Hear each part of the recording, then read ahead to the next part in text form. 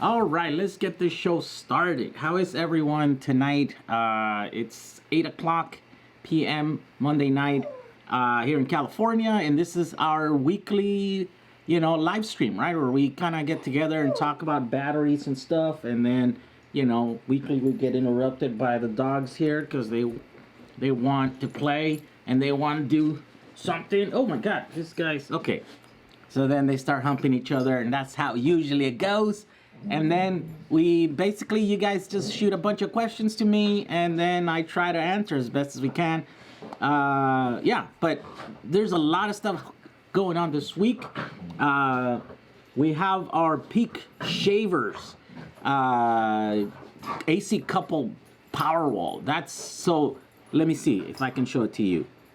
Where is it at? Where are you at? No, it's in the main screen.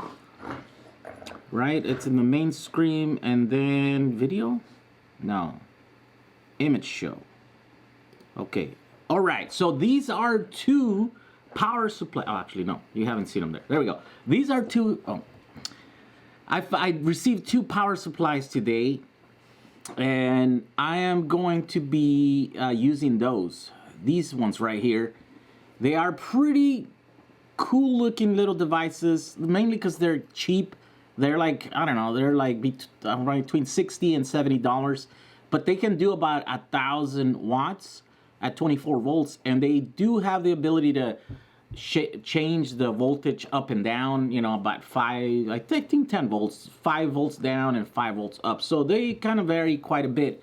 And then what that allows us to do is to use our little DC to DC that is got the CCCB, right? Constant current and then constant voltage, two stage battery charging little module that I showed you guys last week that is rated at 1,800 watts, but really it doesn't, right? It's more like, it's more like 1,000 watts. I think that's probably what it will do max.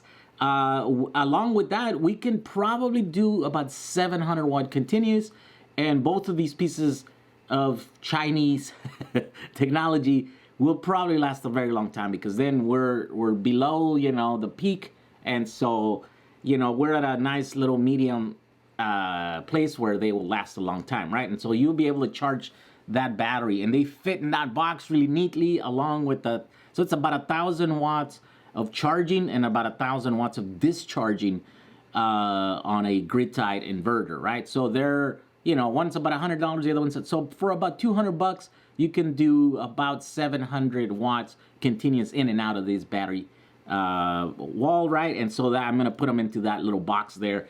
And that's the first battery, Powerwall that I am going to be making for my application here. And I know a lot of you guys will say, well, that's dumb. Why do you need a charger inside your Powerwall? Or why do you need, a discharger or a grid tie inverter, right?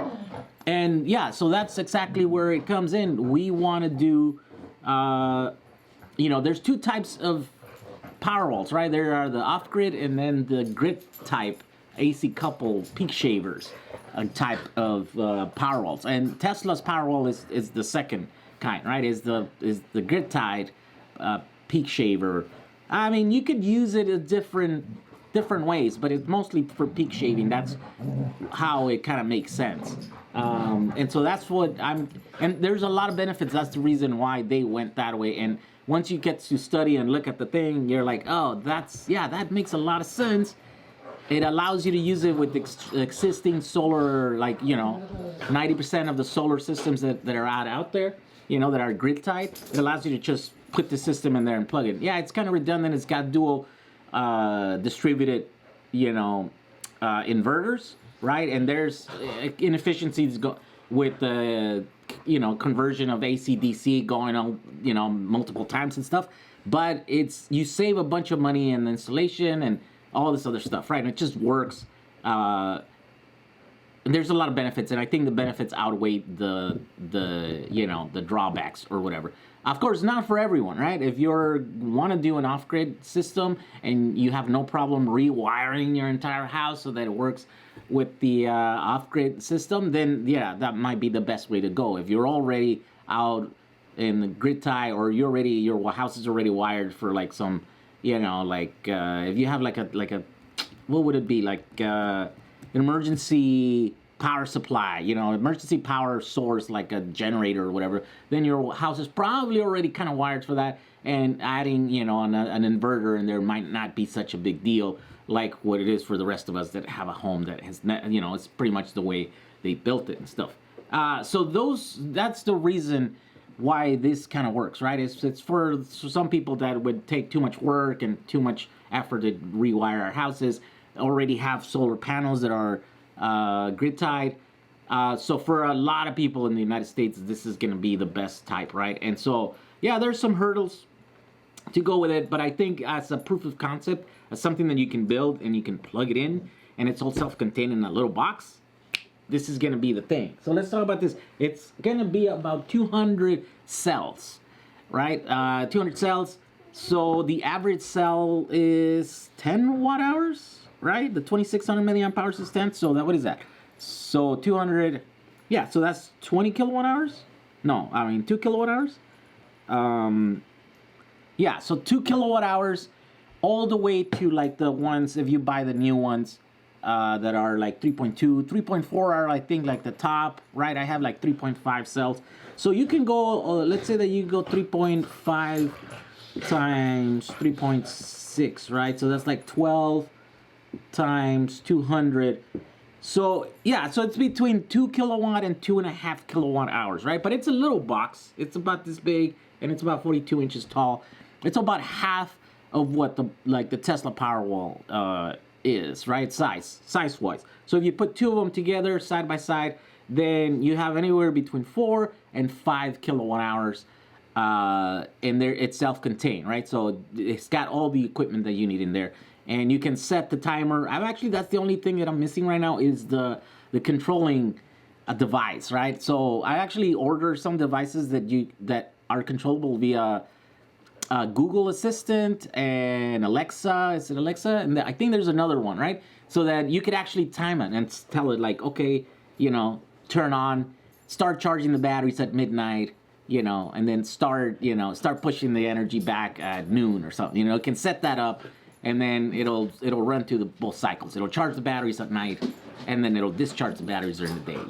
Or it could be opposite. If you have a ton of solar in your roof and you don't want to send it to the grid, then you could tell it, charge from noon, and then use it after like at 6 in the afternoon when you get home or whatever. So depending on what your setup is. Hey. Come on, guys. These guys are crazy. Yeah, you can do that, right? These guys are crazy. Anyways, that's what this is. This is what's happening. I'm pretty excited. That's the reason, that's what I've been doing, and some of the parts are coming in, and as they're coming in, I'm like, this is what I was looking for. This is what I've been waiting for, and it fits much better than the last one that I had. I was messing around with power supplies, in weeks past or whatever, and they just didn't fit the bill. The price wasn't right, and the power output wasn't right. The size wasn't right, but I think these two that I just got today, they're gonna be it, right? And so let's look at what you guys are saying. How are you guys? I know there's people from Oregon here. There is people from everywhere around the world, like we do. How many of them? 145 today. So there's not a lot of, like usually we have somewhere around 200 people. For some reason tonight. And I guess, no, I started at 8. I've been starting earlier, and that usually helps a lot of you guys, because I know it's late where you guys, like, Journey says that it's 11 p.m. where he's at.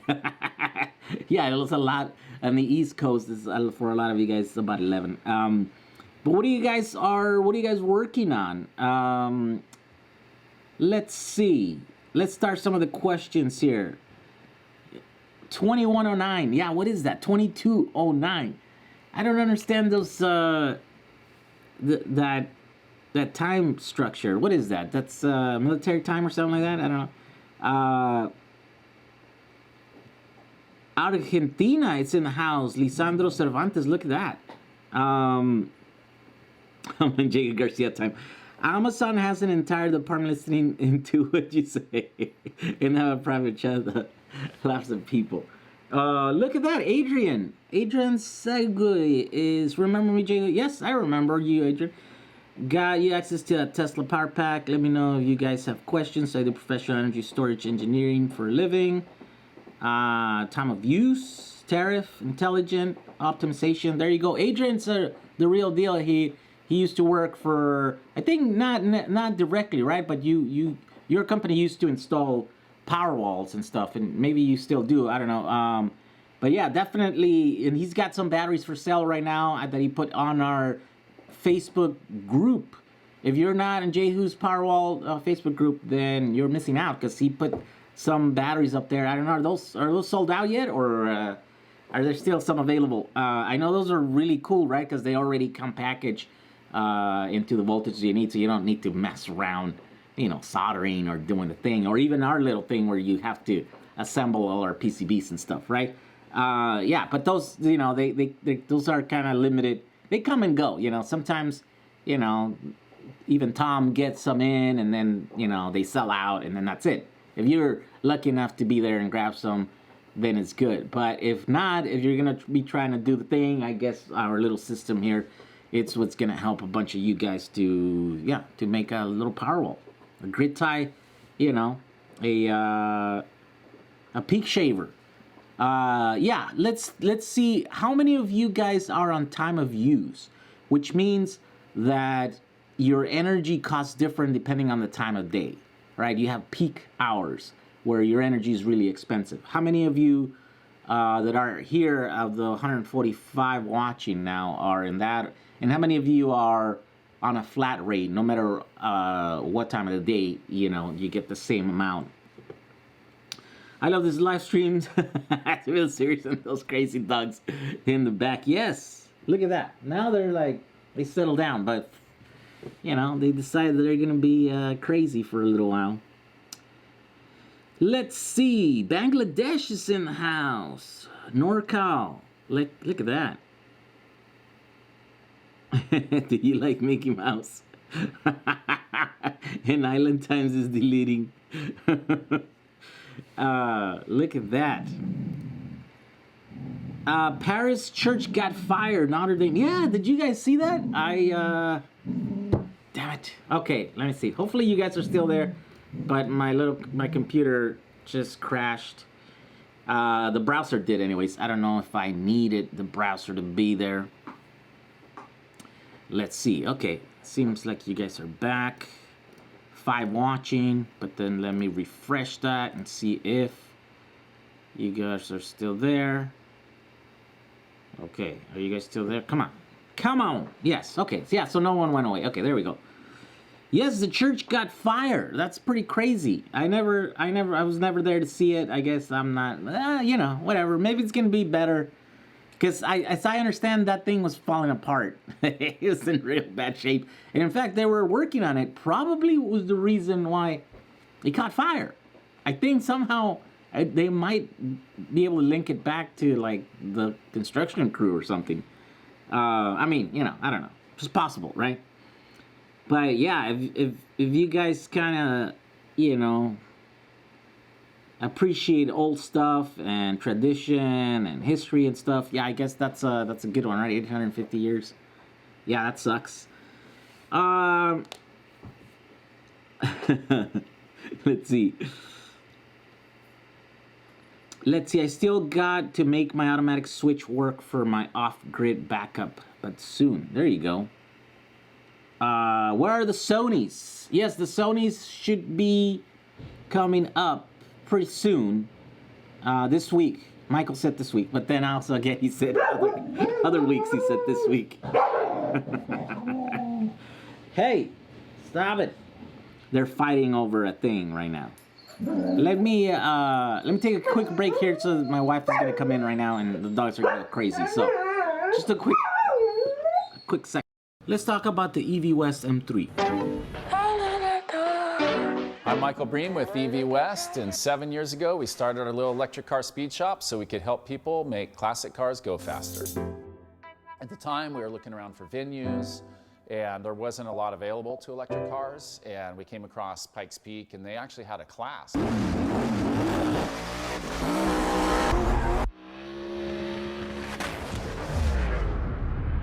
And we ended up building the car, purpose-built for Pikes Peak. We ran the race in 2012.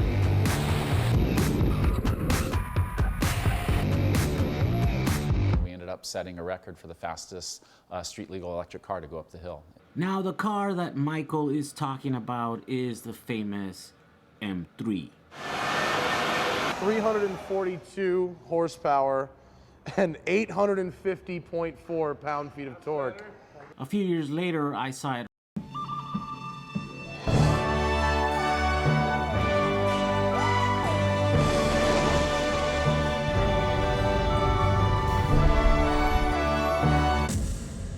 We almost lost our wheel right here.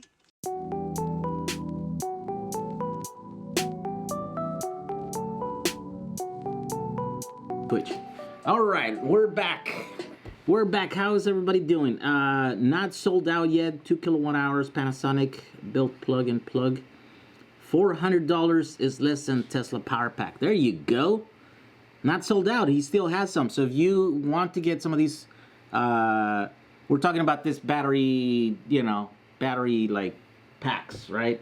Yeah, they're like, I don't know how many cells, like 200-300 cells or something put together in 48 volts. I think that's what it is, right? Like 48 volts. Yeah, because I think fully charged say 50 something. So yeah, you can go to the Island Times, just put the Facebook group there. You can go and check it out. I have a peak hours. John Vidal says I have peak hours with so-called Edison. Yes. So even with Edison, I think all the utilities will offer you, or some utilities will offer you different packages, right? I know here I can get different packages and different billing structures. But the way that I was looking at, and I figured that that's the easiest or the cheapest way that I'll be able to, get electricity is by having by having peak between 12 and 6. Which, by the way, that I don't know how I got that into that plan, but it's not like the one that they offer, because some guy came by and he was trying to sell me solar panels, right? And then he was like showing me the plans, which one was gonna work, which one are you in, and I'm like, well, I'm in something like that, but not there, and he couldn't find it. So I think we have to like qualify some special thing or whatever. Yeah, but that's the way. So you basically, it's great because the peak hours, it's like only 6 hours of the day. It's in the middle of the day, right? When you can have sun and solar panels to create some of it. And then the rest of the time, it's off peak. And the only bad thing is the difference between off peak and peak. It's huge. It's like, it's like 40 cents or something, 35 cents. But it's only for 6 hours. So if you can manage to stay off, energy consumption off from any like major appliances for 6 hours during the day, then you're fine, right? You'll be okay. You won't be dinged too much or whatever. But some of the other time of use, I think, plans are bigger. It's like 12 hours peak and then 12 hours off peak kind of thing. And so the variance is a little bit less between peak and off peak, but it's a bigger time that you have to kind of not consume energy, right? And so for us is like, I figure that it works, right? Because most of the times we're using energy, 6 hours is kind of manageable. You just kind of try to stay. In the summer it's hard because of the AC, right? Those 6 hours where you want to try and stay off, that's when it's the hottest, so you want to run thing. But that's where I think where batteries are going to come into play. And I'm thinking this summer is going to be the first summer that maybe I'm going to be able to use my AC without much expense to me, right? I mean, expensive batteries or whatever, but hopefully set up a system and at least do the proof of concept that you can be, almost energy net or whatever with some batteries. And it's 6 hours. I'll have to measure the amount of energy that my AC uses in 6 hours, and then set up that kind of battery in there, right? Because you don't need like all of it. Then the rest of the time you can, use the grid, because it's not super expensive. We got hydro in BC. Power is cheap unless you go over a certain kilowatt hours. Wait, but so unless you go in a time period, right? Because sometimes also if you go over a certain amount of power, right? So if you're pulling below 5 kilowatt, then you're fine. But as soon as you go above 5 kilowatt for 10 minutes, then they start dinging you. They start like, sometimes, they have different setups like that. And so, but look at that. CT, what's that? Connecticut, flat rate, Michael J. Ness. Germany has only flat rate. Oh, look at that. Okay. I went a bit long. Oh, okay. I actually missed that. I thought, let me see. Okay, I've done some basic numbers for home use, and because you guys are DIY and can't make the Powerwalls for cheap, the return on investment can be just in a couple of years. Yeah, that is the case. I think that is the case with my little solar system, right? My solar, I invested about, what, it was $1,200, but another couple $100, so it's like $1,500 or something like that, and solar panels and a couple of like little inverters. And yeah, they're going to be saving me about $600 a year because of that huge, difference between. So each kilowatt hour that they produce during the day, it's worth about 50 cents, right? And so, whatever they're producing, that's 50 cents, that I don't have to pay. And so at the end of the year, like, yeah, it's $600, 2 years, being $1,200. So in about 2.5 years, I'll be about return of investment. I'll be like net, where now they start making me money or whatever, or saving me money, or making me money, saving me money, right? Right now, I'm still paying off the $1,500 that I spent there. But yeah, definitely, that's not a huge amount of time, right? Considering that some of the traditional systems was like 10 years return on investment, 15-year return on investment, which is, yeah, that's a lot. I've been considered building a Powerwall that I can run all my daily use off the battery and charge it off peak. Sounds like Adrian is talking about the same type of setup. Yeah, I don't know. Is he talking about it? Adrian, so for home use, you can save a bunch of money by running your tariff on a time of use rate, then charging at super off peak and discharging when you're home or the grid peaks. Yeah, so that's essentially what I'm building, right? A peak shaver, essentially like a thing that you can charge when the energy's at night, when the energy's cheap, and then during the day when it's really expensive, then you just, you turn it on whenever. And like even, with the AC unit, I want to be able to have it there, match my consumption, right? Like have one inverter that's putting out, 400 watts or something, because my house doesn't use much, right? But when the AC comes on, then all of a sudden it jumps from 400 watts to like 5,000 watts.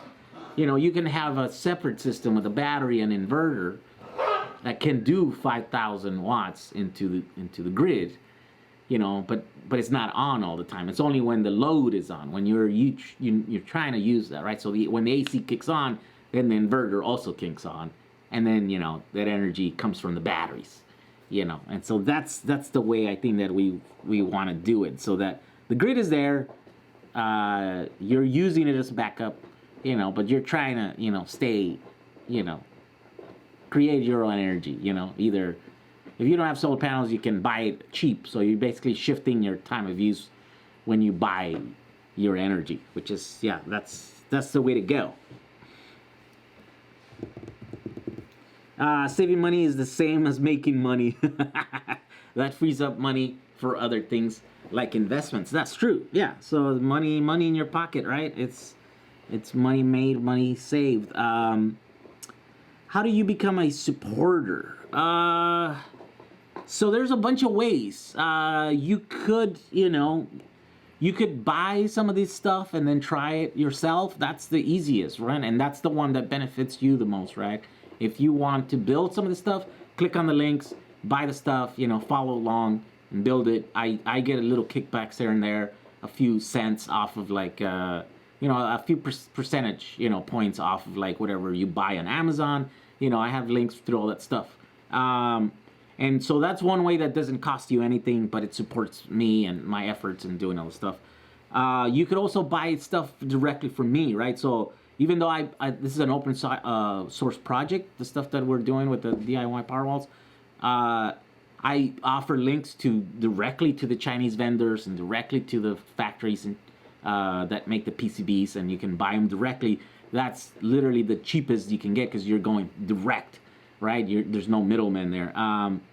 But also I buy some of those parts in large numbers, right? And I warehouse them here in California, and then I package them. So everything is there. You don't have to deal with like multiple vendors. There's about 10, it could be as many as 10 to make like a little Powerwall like this, and wait a couple of months. I mean, so yeah, I don't know, between 2 to 6 weeks, and so I'd save you all of that, and you only have to make one purchase, as a kid or whatever, and then that also benefits me because I put a little markup on all these parts. You could also become a member of the channel. There's a button on the bottom of this video that says join. You can become my Patreon, right? There's links in the bottom of here too. What else? Yeah, I think that's it. You can donate. There's a button there to donate. I even have a link for cryptocurrency because people used to ask me about crypto, right? They're like, well, I have crypto, I want to give you some. I'm like, I don't know how to do that. And eventually someone helped me set it up, and now there's a link there. I haven't checked if anybody's actually given me any. I should check up because I might have some crypto there. Let's see here. Any good 24-volt pure sine inverters, good that can last for less? Oh my God, these guys are so active right now.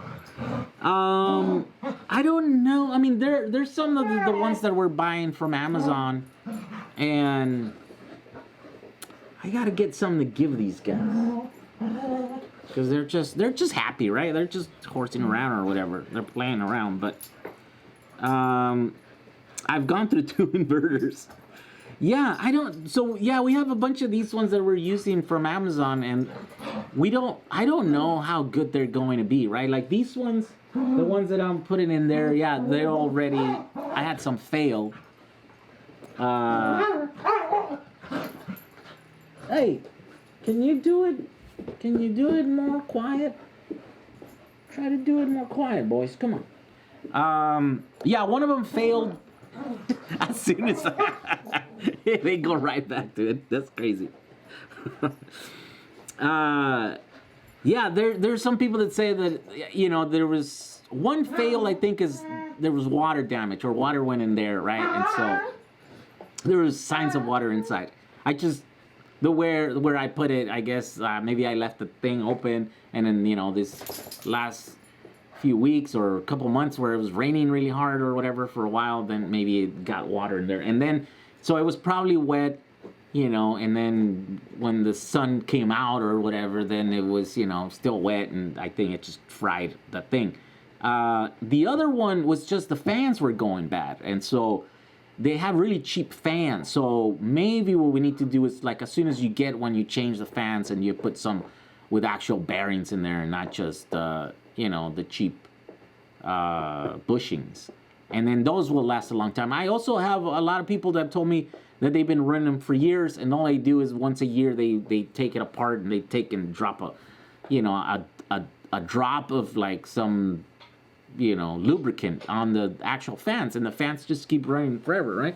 There are people are like running for years, and there's quite a bit of people that tell me that they've been running those cheap inverters for years. So that's why I'm not discarding them. It's just, these things are cheap. There's also a lot of people that say, that they've gotten, you know, bad ones and they've gone to 2 or 3 or whatever, you know.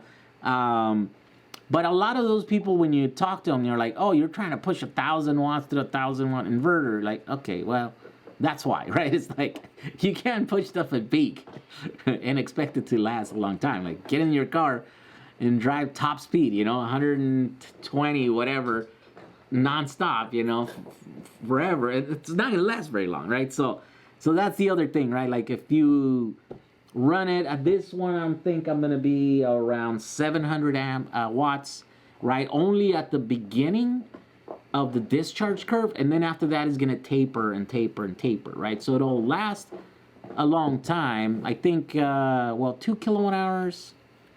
Well, actually, no. That's only gonna be good for what? It's gonna be good for, yeah, I'm thinking about 5 hours, right? So if you use the smaller cells and you have 2 kilowatt hours, then yeah, I think about 5 hours, because it's gonna taper, right? Towards the end, towards the lower voltages, it's just gonna be doing like 200-300 watts, right? If you use the higher energy dense cells, then that might extend a little bit longer, maybe 6 hours or something like that, which is great, right? Because that's usually, hopefully that's gonna be enough to last the entirety of the of your peak, you know, your peak period or whatever. So that's, you know, that's the aim. I still gotta test it, you know. I'm doing a lot of tests here on the bench of the power supply with the little battery pack and stuff, but not like it's a full thing. I gotta build this thing. I'm gonna do this week and then plug it in and let it run and then see what it does, right? Because then that's gonna be indicative of what the other boxes, because all you have to do is like add another box and then you just double your system, or another 3 boxes, you know, and you just did it. So not sure how to set my inverter up, trying to figure out if there's a off-grid function. I have an AC unit that is solar ready. Can you help me set it up? Do you have an email? Yes, I have an email, but I gotta warn you, I get lots of emails and I can't answer all of them because I'm super busy doing all my projects. So, you know, yeah, I answer a lot of them, but I also ignore a lot of them. I just don't have the time, right? There's tons of people that are trying to get my attention, and, you know, I only have a few, you know, an hour or 2 a day to dedicate to that, and then after that, I'm off to do my projects, because, you know, I have so many of them. Yeah, Jehu at Jack35. That's usually my email. It's it's in the channel here. You can go up to About section, it'll show it to you there. Let's see. Ooh, Amazon inverter is out of stock. Thanks to you, Jehu. Yes, I hear that a lot with a lot of stuff. I guess maybe that's sometimes is good. It's when it's bad is when you're like, hey, you've linked the wrong thing, and I'm like, no, I there's no way, and then I go and check it, and sure enough, the seller has sold out, and then he's changed it to whatever else that it's, you know, similar to whatever, and I'm like, now I look like I made a mistake, and I'm sending you to the wrong thing, but I'm not. I linked the right thing. But yeah, I guess it's better when it's sold out than it's sending you to the wrong thing, you know. If it's a pure sine inverter and you plug it into a standard AC outlet, you will definitely get some pop sizzle. Yes, there's 2 types of inverters. There's grid type inverters, and then there are sine wave or modified wave inverters. The grid type standalone inverters definitely do not go on the grid, because then they will pop. They will not sync, essentially, right? They will have their own wave and frequency, and they just will fight each other, and, you know, yeah, they will destroy they'll try to destroy each other, but, you know, the grid is much more powerful than any grid than inverter, so the inverter is always going to lose. Any news on the Danfoss inverters? I got mine today. Nope, I don't.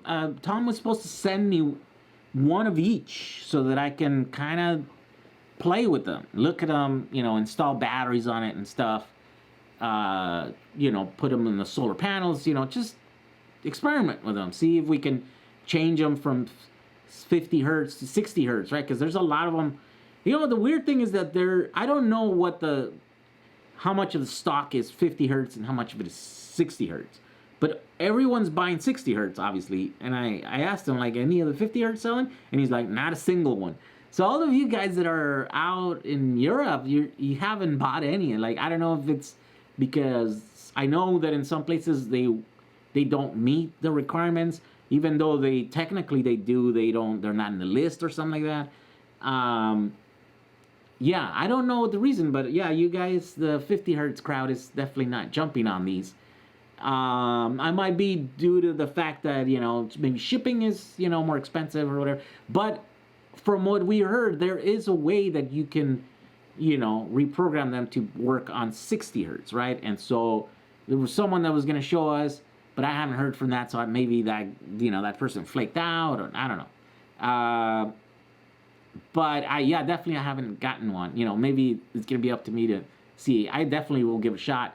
I'll do some research and see how we can change those to work on 60 hertz, right? Or 50. Yeah, the 50s work on 60s, and yeah, and definitely how to make them work with batteries, because, you know, I'm not the only one that thinks you just plug a battery in there and make it work. Obviously, these ones are, you know, set to work on higher voltages, you know, because they're designed for 200 to 400 volt solar, right? So you'll have to plug in a 200 volt battery pack, but that's, you know, that's not entirely, you know, too hard. You know, if we're going already to 48 volt battery packs, you just have to, you know, use like 5 of those batteries, right? And then you're within the range there and stuff. And so, yeah, definitely. I'm waiting. I'm waiting to get those. I'm hoping that I get those pretty soon. Let's see.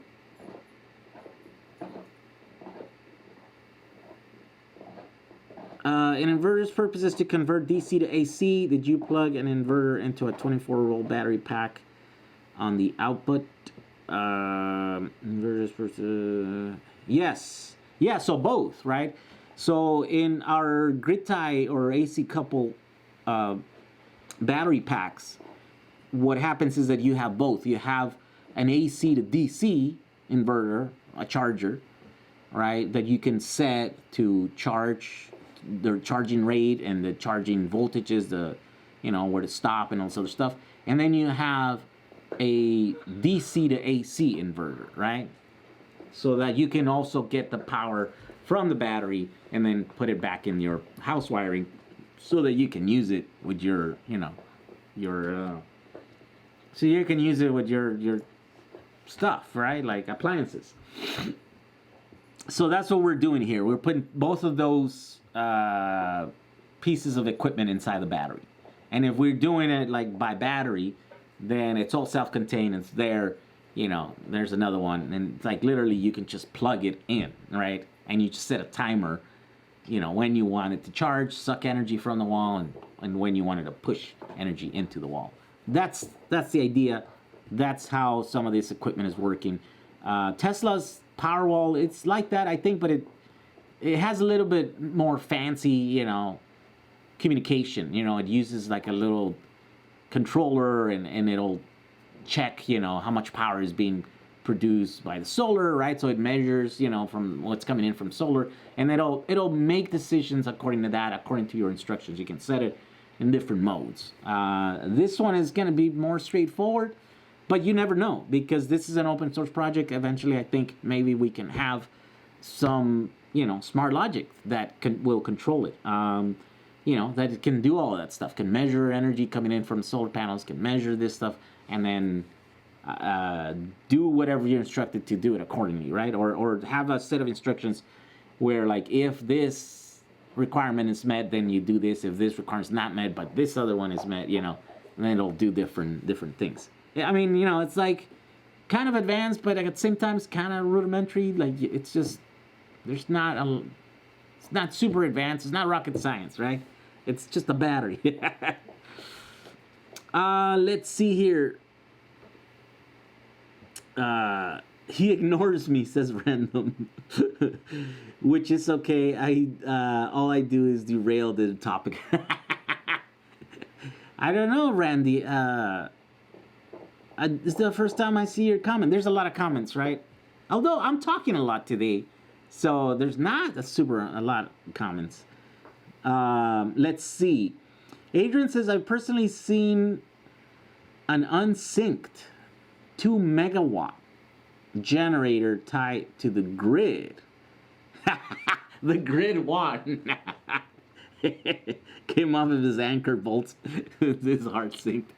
Well, yeah, I mean, 2 megawatt, I guess 2 megawatt is a formidable opponent there, but I mean, what's the grid? The grid is pretty powerful, right? Like, especially, yeah, I mean, the grid is pretty powerful. You know, when you look at those high tension, high voltage wires, crossing the mountains and stuff, like those are like some crazy, right? Like 100,000 volts or something, right? So even 1 amp on those guys, you're talking about an incredible amount of energy. So it's pretty crazy. You technically need interconnection approval from utilities since you can produce power for your safety, but for the grid, not for your safety. Yeah. It would be curious to hear more about your issue. Feel free to email me. I wonder what that's about. Let's see. Check out open source living Powerwall design, please, and let me know what you think next stream. Oh, what's open source living? Is that like a channel? Send me put a link here. Let's see. Hopefully we can accept it and it'll stay here, because sometimes it doesn't let people put links. Jack Rickards building a smart controller. Yes, it's so weird. I haven't watched what he's doing for a long time, and then last night, for some reason, I like, let me see what this old guy's doing, right? I was like, oh my god, he's working on the same thing that I'm working at, like, except he's doing it at like factory level, right? Big battery, 100 kilowatt hour, battery pack or whatever. I'm doing the 2 kilowatt. 2 to 5 kilowatt hour. And yeah, I saw that he's using that Sense thing that I also have that I reviewed. He watches my videos, like, because he was right away as soon as we put those inverters up for sale, like, we got an order from him. So I'm like, well, he must be watching, right? And then sure enough, we went and looked, and like, yeah, he used my link, you know what I mean? Like, it has a little traceable thing. And so I'm like, is he working on this stuff because I'm working on it, or am I working on it because he's working on it, or it's just because it's the thing to do? You know what I mean? Like, it's the next evolution. It's what everybody needs, and what I don't know. You know what I mean? Like, but one thing is for sure, he's watching. And I did go and watch his latest, and I posted it on the thing that he had gotten those inverters, because he got them. He's got them. And I was surprised that he was going to try and use batteries on them, right? I thought, like, okay, so I guess I'm not the only crazy one that I'm like, I'm just going to do that. They're not designed to be used with batteries. They're designed to be used with solar panels. But, I mean, a solar panel is just a battery. I mean, it's just a battery that wildly changes its voltage and its output, right? Like, according to whatever the sun is. So why shouldn't an inverter, just deal with that much more... like a less wild source, of power. It's actually gonna like it much better. Let's see here.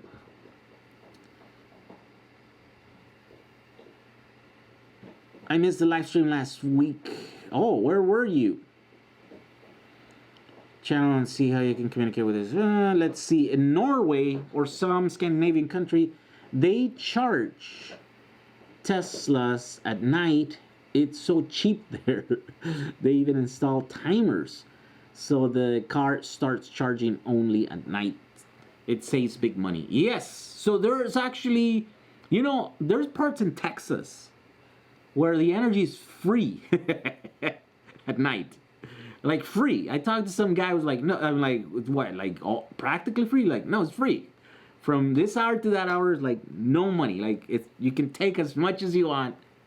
They don't measure it. They don't care. I mean, maybe they measure it, but they don't, I'm like, well, yeah, I would put a big giant battery, charge it up. And he had a big house where he had 2 AC units, right? And I mean, like big ones, 5 ton or something. So he was pulling quite a bit of power when he was running the AC units during the day, right? And I go, yeah, I would put a big battery, charge them at night. I mean, it's a no-brainer right there. Island Times, if I see a link for it, I'll try to let it through. Link for open source living. Oh, there we go. Design. There you go. I'll click on this one and then I'll get to see it. Kiteboarding. There we go. That link is to his channel. I probably should have picked his most legit video on the topic. Oh, so who is this guy? I wonder if I might already seen it. Ah, man, it's just so dumb. Oh, you know what? Yes, I've talked to him, and he's made a thing using the same little clips, right? Yeah, I remember that he was he used to post links to his little things. He was making kind of like a sort of like similar thing that I'm doing, but he wasn't using a PCB. He was just like kind of putting like soldering all this other stuff together. I haven't checked out what his system looks like lately. I don't know. Yeah, I'll watch his channel and see if I can follow along there. Yeah, sounds interesting. So you want to make a battery pack the way he's doing it? Is that the thing? The dog wants his 15 minutes of fame. Yes, he does. A jerk. Why does he want to be famous? Let's see. Would be good to know which video. Keep doing good. Did you charge up your dogs? I must have, because these guys are going crazy right now. This is his Powerwall design video. Oh, so he's oh my god, I just did it again. I'm supposed to click, you know, to open up another window. But I didn't. Okay, so it's a long video. It's 47 minutes. And then he talks about it. Oh, look at that. Okay, let's see. Yeah, look, that's interesting. So that looks like those are new holders. That doesn't look like it's actually the same holders that I was using. Oh yeah, so maybe he's developed a whole new system. I guess I gotta watch this out and see where he's at, because I haven't. It's been a while since I've seen what he was doing. That's interesting. When is the stream gonna start? Let's see. Oh my god. The comments are just rolling like crazy. Okay, they're gonna stop right now. Okay. It's just I had to reload this screen or whatever. Because when I click on the link, it pop up the video there. So I think the future electric cars will be used as a backup for the grid. Yeah, so that is another idea, right? It's a really good idea, because if you have an electric car, then you have a huge battery. I mean, big. Like, I have 50 kilowatt hours there sitting in the garage doing nothing at night. Well, yeah, doing nothing most of the nights. That's a huge battery. And that's a small battery, right? You get a Model 3, it's like 60, 70 kilowatt hours, right? You get a Model S, it's 100 kilowatt hours, right? So definitely we should find out ways to put it to work, basically. They're working on it. They just have to work in a way where like the energy flows both ways. And I don't know, current systems don't have, well, like Teslas do, right? Because those are DC, they have DC fast charging. So when you have DC fast charging, that means the charging equipment, the DC to DC, right? The big switch is outside of the car. And so that means that when you plug it in, that means that the cables that are going in are rerouted through any electronics, any of the onboard chargers. It just gets rerouted around those. And then you get access to the actual terminals of the battery. right? And the DC, so you get to the actual DC of the battery. And so on those systems, that means you can pull energy back at quite a bit, high rates. If you can shove energy into the car, into a Tesla, for example, at 100 kilowatts, then you should be able to, remove that energy at the same rate. Of course, maybe not continuous. Well, I mean, I guess you could, right? Like on a Model S, you could remove that energy in 1 hour. 100 kilowatts. Sauerkraut, thanks for the thing there. Thanks for making me a battery freak. However, my girlfriend comes home from work and says, Jehu again? Yes, it's only Mondays. Only once a week. Well, unless you watch some of the other videos during the day, during the week. By the way, guys, did you see that Elon just made the Model 3? You can lease it now. So you don't even have to own it. You can just lease it for about the same amount of money that we're paying for our Volt there. And it just so happens that our Volt, it's not up. The lease is not up, but our miles are up. So we actually went over quite a bit.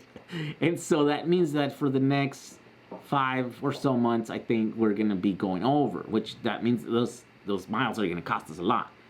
Like a lot, right? And so it's either I paid like $2,500, $3,000 in, miles, or I just put down $2,500 and lease the Model 3 and turn this thing early.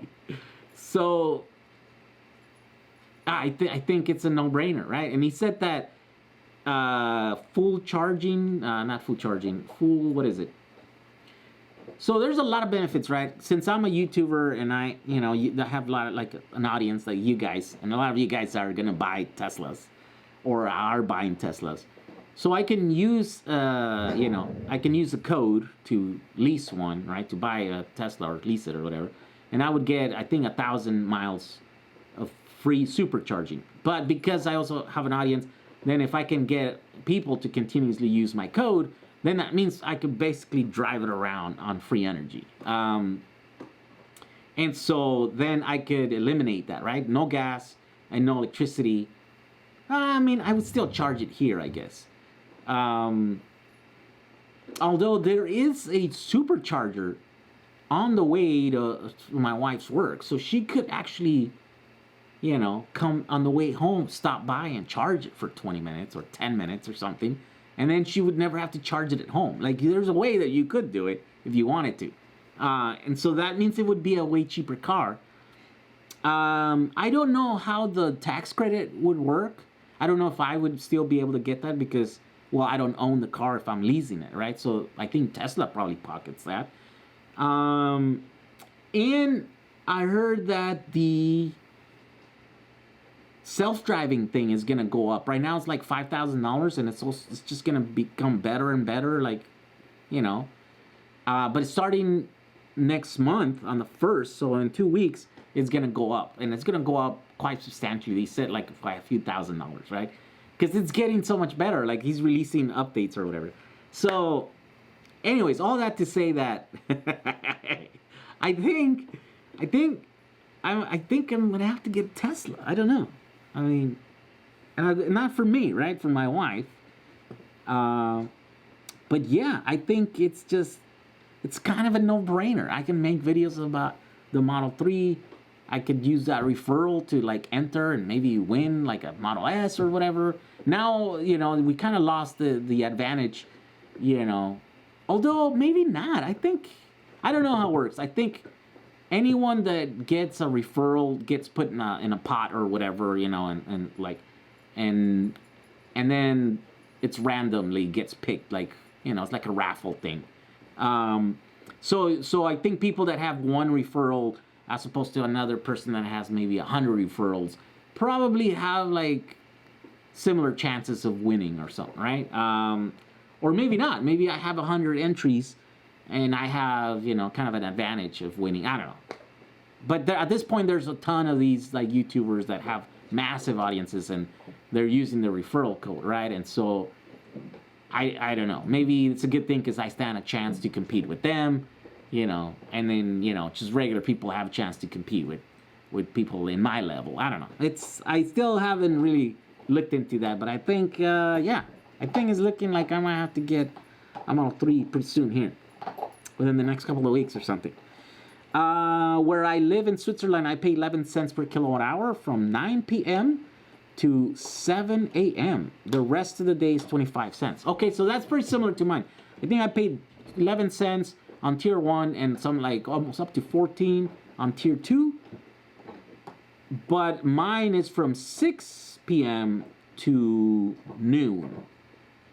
Right? So it's like bigger chunks. And then for those 6 hours, I go to like 50 cents, 49. So it's the drastic. It's much more expensive, but for a shorter amount of time. So it probably evens out about the same, right? What program do you use to live stream? I use OBS, which is completely, yeah, it kind of bogs down my computer. I have a top of the line Mac Pro, and I think it's just because it's got a card with not, you know, like a graphics card with not like a lot of, you know, memory or whatever. I don't know. This computer is great for everything else except for live streaming. It just sucks. Everything's really slow. It's cluttery. And it's falling apart. The keys are falling off. But I've had this for more than a year, probably maybe a year and a half now. I think it's time to get rid of it and get another one. Just because I use it so much. I mean, this thing, I use it all day, every day, right? And so almost like 24/7. Well, I mean, no. When I'm asleep, I guess is the only time when it's like. Let's see. Tucson, Arizona is giving me 9.5 or 9.5 cents for the 43 plus kilowatt hour I export during the summer.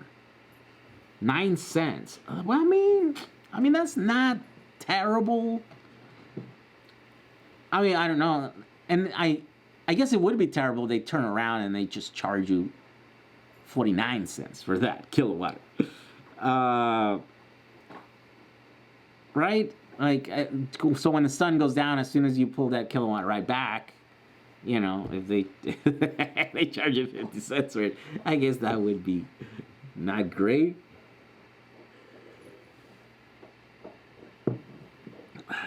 Let's see. MPP has a new 48 volt US 12240 split phase inverter, able to program setting of bulk and floating voltage.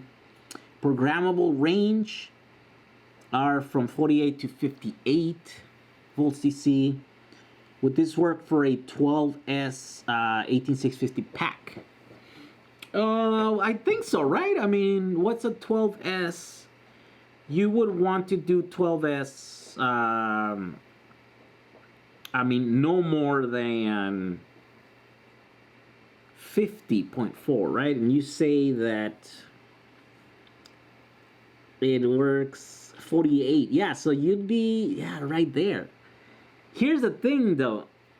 A 12S fully charged is 50.4 volts. Fully discharged, it'd be like 3 times 12, 36 volts. So I don't think this will work. So basically, your inverter, if your inverter does not work below 48 volts, it's not gonna work because at 48 volts, your battery's still kind of fully charged. And so, you know, it's gonna quit. Your inverter might throw like low voltage, you know, warning, and then shut down when your battery's 80%. You know, it's 80% still charged. So you'd have to get another one. You'd have to go like 14S, 15S with that. So, you know, that's my little system there. We do 7S because it works great for 24 volts. And then you use 2 of those in series, and then that'll put you at 14S. So it'll be, what's the minimum of 14S? Let's see. Well, it's another 6 volts, right? So yeah, 3 times, what did I say, 14? No, yeah, 42. 42? Yeah, 3 volts times 14. 42 volts. So even a 14S wouldn't work that great. I mean, yeah, there's a 6-volt difference there. That's a lot of power. At 48, let's see, 48. Yeah, you have to figure out when that inverter shuts down, right? But if it is at 48, that means that, yeah, you're talking about 3.4 per cell, right? Which there's still quite a bit of energy in those cells. So yeah, even 14S wouldn't work. You'd have to do like a 15S, right? Times 3, it's 45. So that would be a little bit closer. But 15 times 4.1, let's say that's where you wanted to be, that you'd be at 60 volts. So the problem is that lithium batteries, so they have a wider variance of voltage between fully charged and fully discharged. LiFePO 4, it's probably your best bet, because then those have a smaller range from fully discharged to fully charged, right? So they probably work better than this for this particular inverter. They're different inverters, and they have different, ranges where they can work. But yeah, it seems like if those are the voltages that you have to work with, maybe 12S wouldn't work. Let's see. I want the truck Jehu put down payment on. Yes, can't wait to get that thing. Oh my god. Okay, so now it updated and all your comments came up. Look at that. Oh my god. I was so behind on the comments. Where are we at? Yeah, Model 3 lease is only 30 to 50 less than buying a Model 3. Oh, you're the 30 to what, $50 a month? Is that what it is? Yeah, maybe it's not worth it. Maybe you should just buy it. The electric bill is 09 sitting here in South Texas. I'm going to buy this 2019 Honda Super. Talk about fun. What is that, like a motorcycle? I'm the one who binge watch all your videos. So yeah, the statement Jehu again makes sense, I guess. That's crazy. Who pays for the power used at the supercharger? Tesla. Tesla's paying for it. Tesla's not paying for it. Tesla is making the customers pay for it, right? It was free for a long time, and I think some Model S's are grandfathered in, which he said that they would be free charging for life. And so, yeah, while those cars are rolling around, they can charge for free, right? Which I'm thinking those cars are going to be worth a lot of money. Like an early, 2013, 2014, 2015 Model S, right? Grandfathered in. But then you get all the cool tech, like all the cameras and the autopilot stuff. But yeah, there's going to be, so those, Tesla pays for them, but the other ones I think you have to pay for it. I don't know how much it is, but I'm sure it's not super expensive. It's definitely less than gas prices. Self-driving taxis coming soon. Yes. What do you mean we probably aren't buying Teslas? I went Noah's Ark on that and bought 2 of each Tesla. There you go. So no tax credit on lease. Okay, so you would lose the $3,500. Yeah, obviously, right? Whoever buys that car keeps it, and if you're leasing it from Tesla, then Tesla pockets that. I'm sure they could probably get it from, because then they essentially bought that car, right? They own it, they take ownership, or the bank. Maybe they it's got to be a bank, right? Does that mean the bank pockets that, and then maybe they have some agreement with Tesla where Tesla can buy it after the lease, right? And then at a $3,500 discount or something. I'm sure Tesla's getting some of that. I don't know how much of it, right?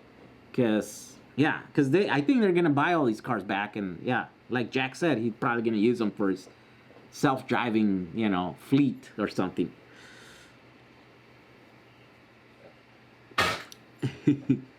I was only 3,000, but they might charge more. You got the Model 3 Standard Plus. Get a Model 3 Standard Plus, 3,000 down, 504 per month. Pay partial tax on the lease, I think. Huh. Yeah, I mean, that's exactly what we're paying on our car right now. And we can get a Tesla. You might be able to write off the lease, especially since you're a YouTube. Oh, no, definitely I could. I write everything off. But it gets tricky because I gotta be able to make money, right? Like, I can't write everything off, but I can because everything is, I make videos about everything. I think the fellow was asking what software he uses for the live stream to add photos, videos, etc. Yeah, OBS.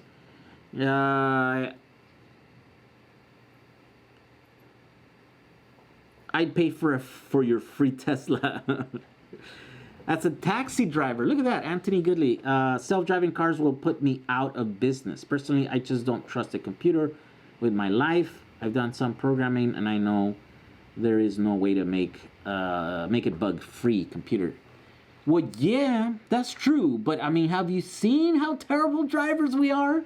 I mean, we're all on our phones. We're all eating. We're all talking. We're all not paying attention. And I think it's getting worse, right? Because we're so much more connected. So I think as a society, we're only going to get worse at driving. And yeah, even a dumb computer, I think is going to be better than us. And I think, yeah, it's not going to become a thing until they show, like Elon said, until they show millions and millions of miles where the data can clearly prove that the computer's better than driving than us. You know, they're safer. And so I think that's the only way that you know, the lawmakers are going to jump. Because imagine who's going to jump on that. I mean, that's a huge thing, right? There's a lot of people like Anthony that are afraid of computers. I'm not, because I see the side where humans are. I mean, we're amazing, right? Like, we just have two little eyeballs that see terrible. Technically, they see terrible, but, you know, our brain is such a good computer that, and I mean, some of us can do amazing things, right? Driving and stuff. But most of us are very clumsy.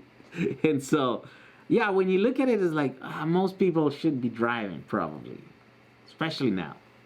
And I think computers, you know, they can focus in, and even with the bugs, you know, it's like, there's the thing, it might be like redundant systems, right, where they have two computers, one fails, the other one starts, and yeah, I think it's gonna work. I know it's kind of scary. I've been in a self-driving car. I've been in a, you know, Tesla, and driven it and put it on autopilot and just let it go. It's a weird thing, because, you know, I've been on one when it slams on the brakes, and it slammed on the brakes because the guy in front of us also slammed on the brakes, and we weren't paying attention, right? And so it saved us, you know what I mean? So, but then you're also like, what if when it makes the wrong call? I think they're starting to call it like ghost braking or whatever. I'm pretty sure that's gonna be pretty disturbing, right? If the car just freaks out and it just puts the brakes on, you're like, what? When you're not making a mistake, then you thank the car, but when it does a mistake, you want to yell at it, I guess. Let's see. I love Tesla, but I think Elon has not moved fast enough. The big dogs are coming. I think he should have worked on completing the solar shingles. Yeah, I don't think anybody's competing in that area, right? Also, you got to remember that Elon has a huge advantage over all this, even the Powerwall stuff, right? He said this is going to be the year of Powerwall, and they're going to be ramping up, and they're going to start selling them. He's got all these people that bought cars.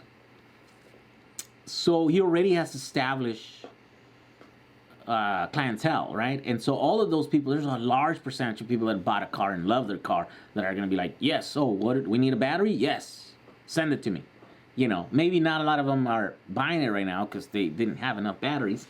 But once it's out there, and once he can get aggressively try to push it by lowering the price, by increasing, the bells and whistles on it, then yeah, more people are going to be like, oh yes, they've drank the Kool-Aid already. We're driving electric cars, right? Yes, give us the battery, And what's the next thing? Oh, the solar shingles? Yeah, they're expensive. Who cares? Put them on. It's also the same thing. Like, I think they're really expensive right now because it's a low volume thing. He doesn't have enough time, or they haven't, I don't know. He says that they haven't been able to completely test that system because it takes a long time, right? I don't know if that's true. I don't know that's the reason what the bottleneck is on that project. But yeah, I think he'll be all right. I think every day, Tesla's customer base just keeps growing crazy. 1,000 cars a day, get delivered. that's a lot of people. I'm pretty sure not everyone's happy. Not everyone's gonna be like a long time, but I think most of them, it's a cool car. I don't even own one, and I know it's a cool car. It's a Mac, dude. There is no graphics card. Well, there's the graphics card components, just because it's actually, there is a card, isn't it?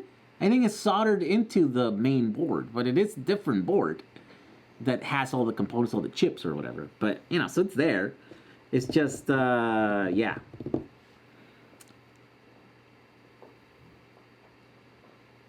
$20 video card as an option, and I love it. The new MacBook Pro has a Vega 20. Really?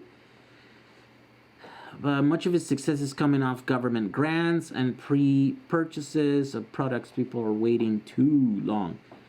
Well, that's true, but I mean, the same can be said about all these other technologies, right?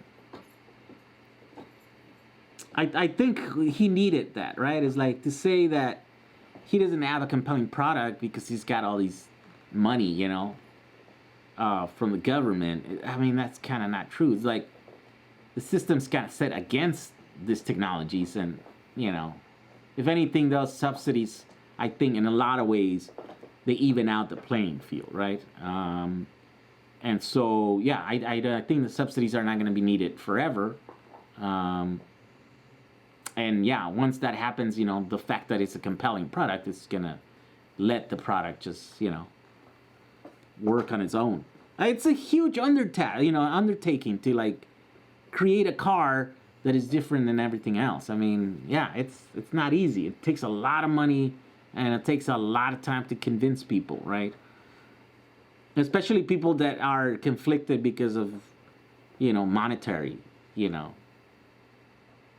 gains, right? Like all the people in the industry, right? Like big oil's a real thing, and they have a lot of money, and they're very powerful. And that, bleeds into all kinds of like political arenas, right? So all the politicians are, in their pockets and stuff. So it's a weird thing to go against them.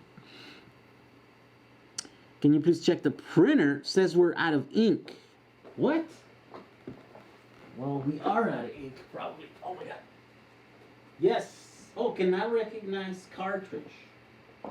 Try installing them again. Yeah, we're out of. Well, I'll look at it. I have a bin there full of ink for the cartridges. They're off-brand. I don't know. How many of you guys buy the off-brand cartridges? And how many of you suckers buy the branded? I've been doing that for years, and the printers always say like, "Oh, this might not work. This might not work. Are you sure you want to install it?" And I'm like, "Yes," and it just works. It just prints, and it prints. I work with automation. I'm not worried about taking my job. If I look away from these things, they fault out. Ooh, there you go. There you go. So he says that we're gonna need drivers no matter what. I mean, I think so. I think there's gonna be room for drivers, right? Yeah, I think it's gonna be a while. I mean, I don't know how quick this technology can disrupt a thing, right? Like, I guess it can be pretty quick, right? Like, think about the taxi drivers. The taxi drivers still exist, right? But the ride-sharing thing, it's so much convenient, right? Like, if the taxi companies had an app that you can click on a thing when it was raining, and then within 5 minutes you had a taxi out there, and we would all be using taxis. We wouldn't care, right? We don't care if we don't care about the color of the car. We don't care about the drive. It's just a stranger, you know. If the guy has any who cares? How much training do you need to get from point A to point B? But that app is what makes the ride sharing thing, right? And it happened really quickly. But look at this: there's still taxi drivers out there, right? And they're still driving around. It's just I don't know how much of an impact it had on that. Like I know they're not obsolete. I know they're not like a thing that doesn't exist anymore, right? And we're years into it, right? And I know these ride-sharing companies are in trouble right now because apparently they haven't figured out how to make money somehow. And so, I don't know. I don't know if people are gonna be replaced. Even if the self-driving thing is, gets there. It's gonna be a while, I think. I bought a color laser printer for $400 and they gave me a coupon for $200. So the font cost was less than most people pay in ink every month. What? $200 worth of ink? The Vega 20 video card in the new will allow you to stream just fine. Oh, that's what I need. Why do I have this stupid computer? Okay, I gotta get a new computer. Anybody want to buy an old, lightly used, falling apart, top of the line Mac Pro that sucks at streaming? Even if they're by cheap ink, tell you they are empty, but you have so much more left. Oh, I see. Yeah.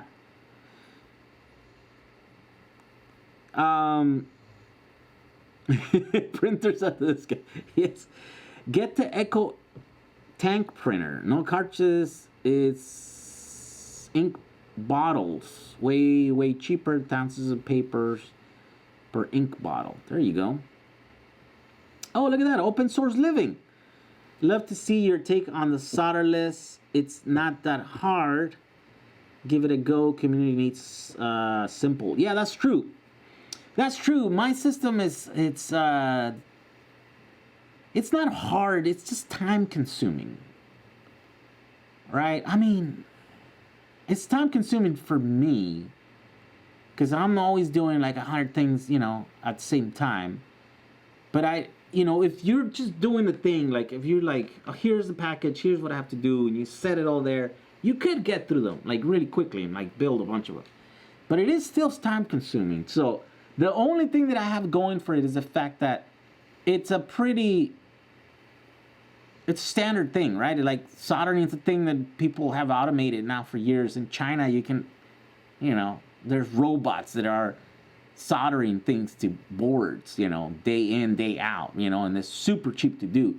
Now I just have to find a place that will do it for us, and they can do it in low quantities. And I don't even know what that means, right? Because we're into thousands of these things. Like literally, I personally sold like 10,000 of these things. Plus, all of you guys have bought these things on your own. We're talking about, tens of thousands of these things. So maybe it's not a low volume thing. Maybe I need to just talk to the right person. If that's you watching this, if you know of a place that will take, that can do this, and it won't cost us a ton of money, it won't add too much cost to it, to solder all these pieces so they just come ready to assemble them. Yeah, send me an email. I need to figure that part out, right? It's not at the top of my priority right now because I'm still kind of designing the final part, the full system. Then once I do that, then I can go in there and then start changing things, like figure out how to maximize, like how to cut costs here and there, how to do this thing, how to cut, the time that it takes to assemble it. Like, so definitely, some of these systems. Maybe your system is it's the answer. I need to just watch it and stuff. And then, yeah, it definitely has to be simple. Is there any good lithium-ion battery supplier in Asia? I live in Bangladesh and there's no supply of ion cells in my country. All of it are ultra fire cell, which are the worst. So I think there are. I think there are a lot of them. It's just, you know, we have to test them, right? And we got this one seller that we bought a bunch of batteries from, and then right now we're still actually doing the test on these revolt cells, and you know, at their worst life, you know, full discharge, right, full radii, full depth of discharge at 1C, it's pretty hard life for these batteries. You know, they gave us 350 cycles before the thing started diving, you know, where the capacity started dropping off. But by the time it dropped off, we're like, it's not usable anymore. We were into our 500 cycle, right? So you can get 500 cycles off of these at their worst life, you know, going really strong, cycling them every day, you know, fully charged to fully discharged. Now, if you use them like we want to use them in our Powerwalls, it's still unknown if we're gonna actually that's gonna fare better. You know, we're doing that cycle now, or we're doing like half an amp, I think, right? Half a C. No, it's less than half a C. It's about half an amp, and we're doing 80% depth of discharge, right? And that it's taking, each cycle is taking so much longer because it's discharging and charging far slower rates. And we're somewhere around 300 cycles, I think, something like that. So we're about to pass that point where the capacity collapses and then starts diving. So if we don't see that, then we'll get to understand what these batteries will do in a Tesla thing, right? And these are Chinese batteries. These are, you know, they were, you know, inexpensive and stuff. So if these, you know, we're really close at finding if these do better, if we can get to like 700 cycles, you know, of usable cycles, then yeah, we can, you know, I can say like, yeah, these batteries are good, Chinese batteries, you know. They're maybe not as good as the name brand cells, right? But in our tests, we, you know, the 700 cycles, you know, would be a nice target. That would be like a few years, you know, 5 years, I think, of use, I think. Yeah, I mean, I don't know. And you know, there would be things that you could do to minimize that cycle or to extend it to those that many years. Like building, you know, 20% bigger battery than you need so you don't cycle it every day, right? So you cycle it once every 1.25 days or 1.5 days or something, you know, and then that means one cycle it's more, you know, and so there's a lot of the stuff that we can do, and then yeah, we'll be able to have like we'll be able to point to a very like direct battery in China and be like, yeah, this is good, these are the specs and these are the performances that it gave us and stuff. Let's see. I've seen solderless from manufacturer. People use taxis because they do not want to be in system. Taxis take cash. Oh, well, that's true. That's another thing, right? Although they're all carrying a smartphone that is GPS tracking their things, so it's kind of dumb. But I kind of get it. It's the reason why I haven't gotten like a smart home thing, right? Because obviously all these data is coming out that they're listening and they're watching you. And so I'm like, I'm dumb because I have the best listener tracker in the world. It's right here. This thing is listening to me right now. And there's a few apps that are taking all the words that I'm saying. And they're using it for who knows what purpose, right? So it's the same thing. Yeah, I totally see it. I think there's more than that. I mean, I know there's a ton of people that probably have an issue with the whole, you know, being tracked and stuff. I know there's a lot of people that feel like it's cheating, right? That it's not fair that maybe cab drivers have to get like, you know, certified and pay the thing and pay the whatever to be in business, and these other guys are just, you know, kind of hacking their way in there, and they didn't do it right. So probably that's, you know, on principle, a lot of people are like, nah, well, we'll never use ride sharing because those are hacks. I'll stick with the good old taxi drivers. There's a lot of people that think that taxi drivers, using a taxi driver or a taxi, it's safer also than just some random person. Which I don't know if it's true or holds any merit, right? Because it's just people. So you can get some criminal to meet the...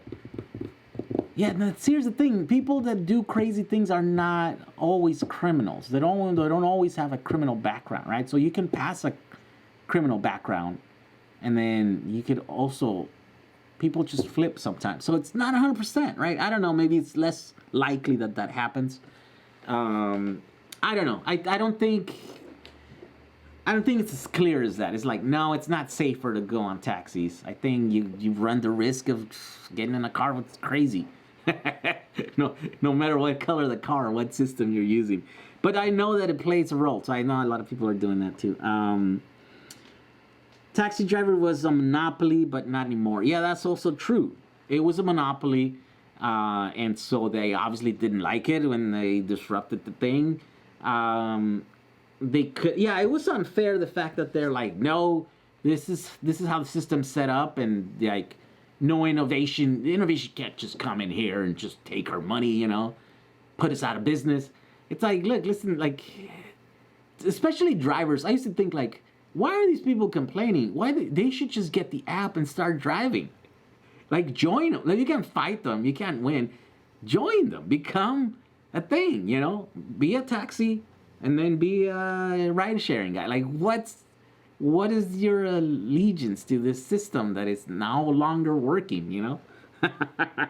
That is no longer the best service, right? And if it was, people wouldn't be using this other stuff. So it's just the same thing here. I want to buy a Tesla to use it for ride sharing. I'd be like having an employee without the hassle of a human element. So people are saying that that's going to happen. I think there's a high likelihood that it is going to happen. I am using the ATI 7990 and Crossfire and Windows 7. I don't see any need for anything better.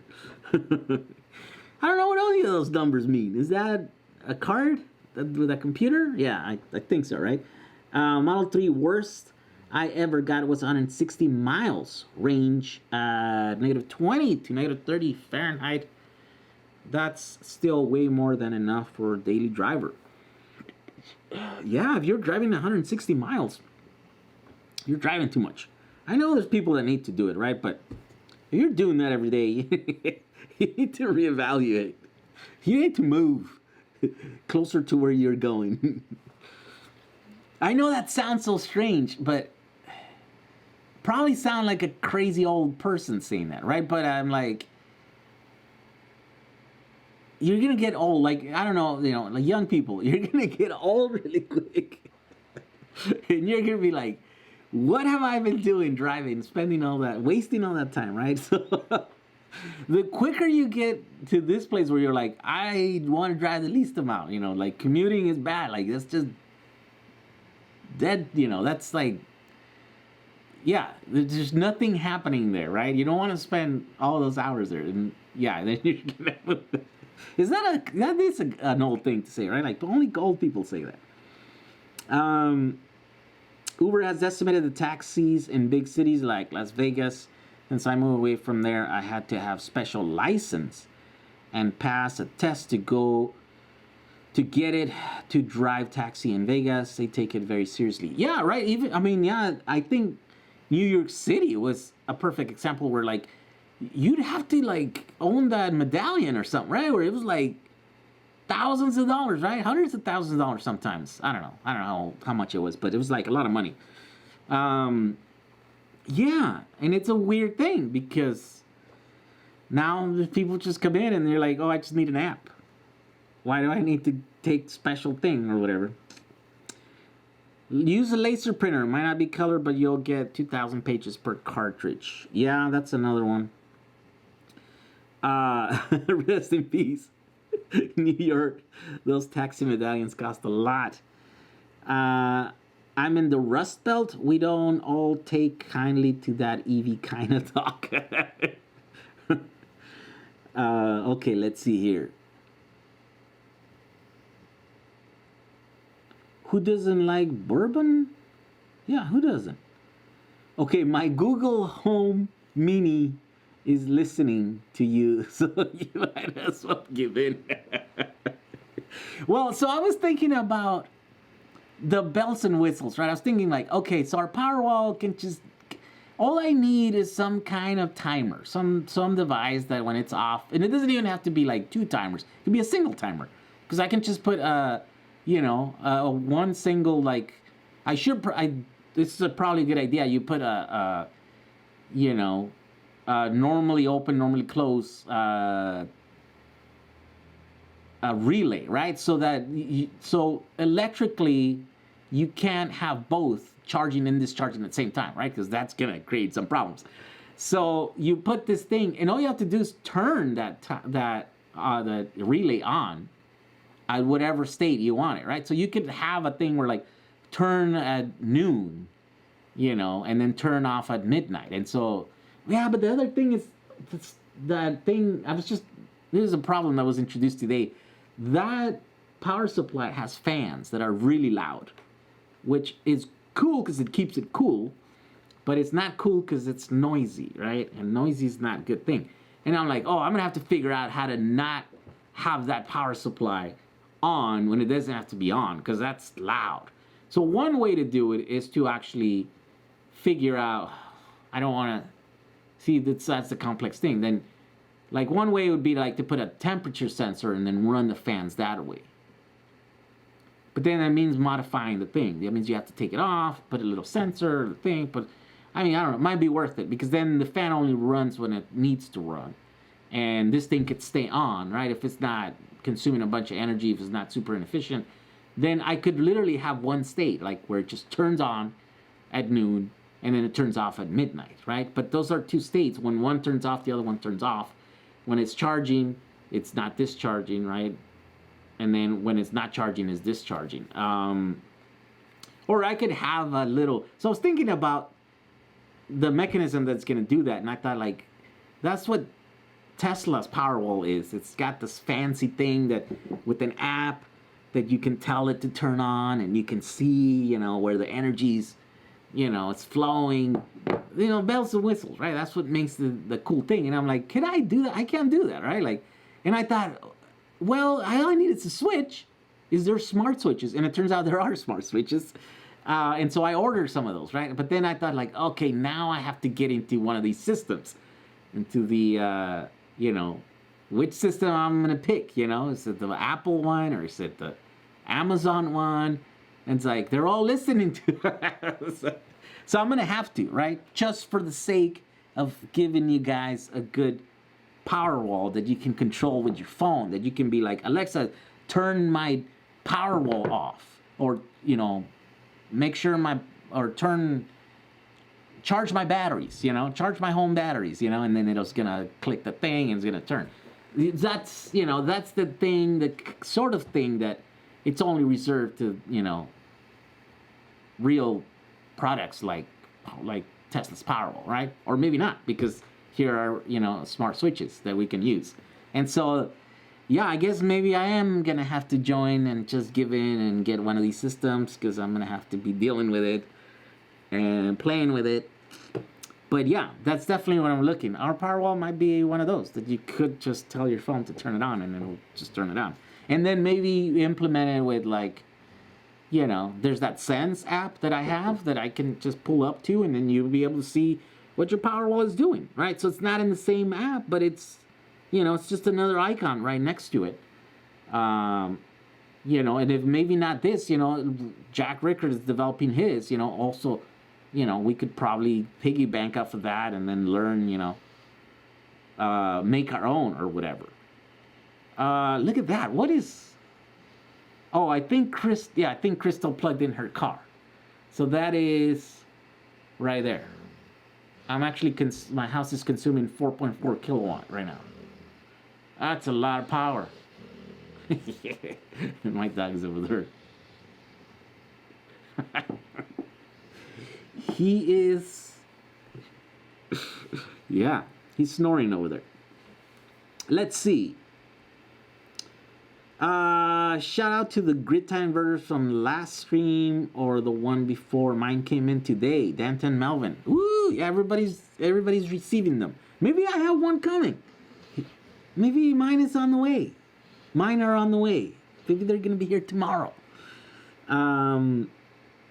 Holiday hours are the best for taxis. I got scammed when he turned the meter off, but I still overpaid and tipped him. It was funny. I called him out and he denied it. Oh. A few months back, an 80-year-old lady that reserved the cab didn't show up and she was left in the rain for 3 hours. Oh, so the cab didn't show up. Ooh.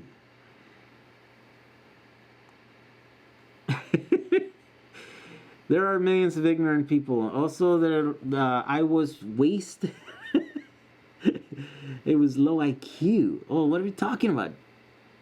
Oh, I see. When you took that thing, you're talking about your trip. Okay, let's see. Nomadic Tech. Thank you for the $5. Much appreciated. You're so right with the people refusing to move away from bad situations. People always say they can't afford to. I think the most can't afford to not to.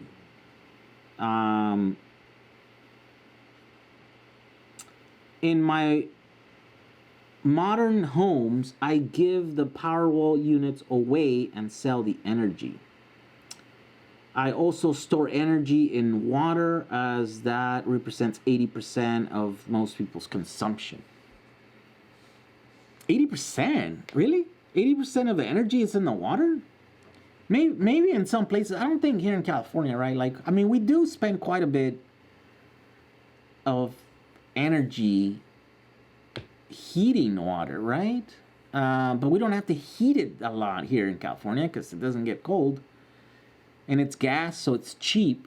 But I guess if you were to look at it like in units of energy, yeah, I guess it would be a lot, right?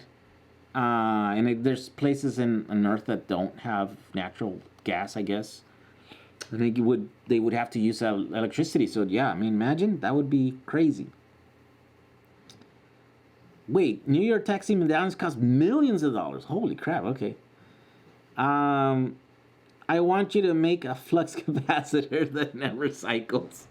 I drove for 3 months for a Lyft and Uber. You do not make money, and they lie to the customer and the driver. Yeah, it's crazy because I talk to them all the time when I use them, and I'm like, hey, how's it going? You like it? You do this thing? And there are a lot of people that like it, but it definitely, it doesn't seem like it's no one's going to get rich doing that, right? And maybe no one's going to make like a decent living doing that. Unless you hustle, right? But, yeah, it's not a smart thing to do because you can hustle, but the day that, it's not the smartest way to do. Like, you don't build on it, right? Like, there's nothing you build upon that. Like, you show up every day, you get good at hustling, you hustle, and you make money, right? You can make good money if you hustle every day. But the day that you're sick, then you make zero money, like, right? So that's not really the smart way to spend too much time doing that. So I think it's great for a lot of people that are like young, that need extra income, I think, that love driving. Some people that have no other opportunity because they have lack of education, a lack of drive, but yeah, definitely it's not the smart thing to just drive forever for a long time, because I don't think you can make a lot of money there. But there's definitely a lot of the drivers that I talk to, they're happy. They're like, you know, I don't have a boss. I could just start working whenever, and it's just money is there, you know, and it's not a lot, but it's enough. Yeah, I've talked to a lot of them. It's weird because sometimes I want to have like a good conversation, and then like the person just has no aspirations. They're just like they don't know where they're going. They don't know where they've been. It's kind of crazy. But I mean, there are all kinds of people, and so yeah. Let's see.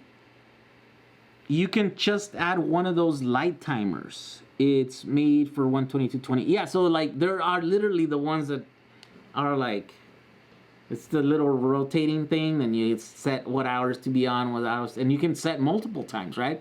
So you can set multiple sessions, like turn on for 1 hour during this time, and then turn for 2 hours, 2 hours later, and then turn, yeah. Those are definitely going to be the easiest ones to do, where you set them, you forget them, you just go away, right? Yeah, but you know, who wants simple? We want to complicate our things. Like, we want to look at our things and change it and forget we changed it, and they're like, oh, it's charging at the wrong time. Just starting out building an electric car, starting small while I learn. There you go. I think it's worth to use a sensor to turn on the fans. Less running uses less energy and less noise. Yes. I don't know about the energy that I'm most concerned about. The noise I am concerned, right? If you're gonna, I mean, if you pop these things out in the garage or whatever, I guess there's no big deal if the fan is going. It's quite noisy though. It's quite noisy. Let me turn it on. You guys tell me.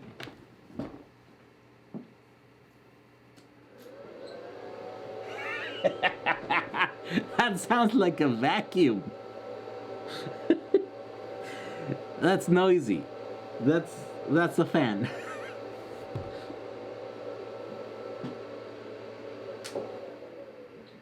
So, I mean, it moves a ton of air. It's funny because I put, you know, the way it's in the box there, it will be able to suck air in and like actually not just cool that thing, but then pass air through the other thing, the DC to DC, right? And then maybe it's gonna help with the inverter also. Well, but not if it's not running at the same time. Yeah, that's not gonna work because only one is. Yeah, so that's not gonna work. It's only gonna. But yeah, definitely we have to do something. Maybe put bigger fans that run at slower RPMs but move just as much air. Yeah, the noise is the thing that kind of concerns me.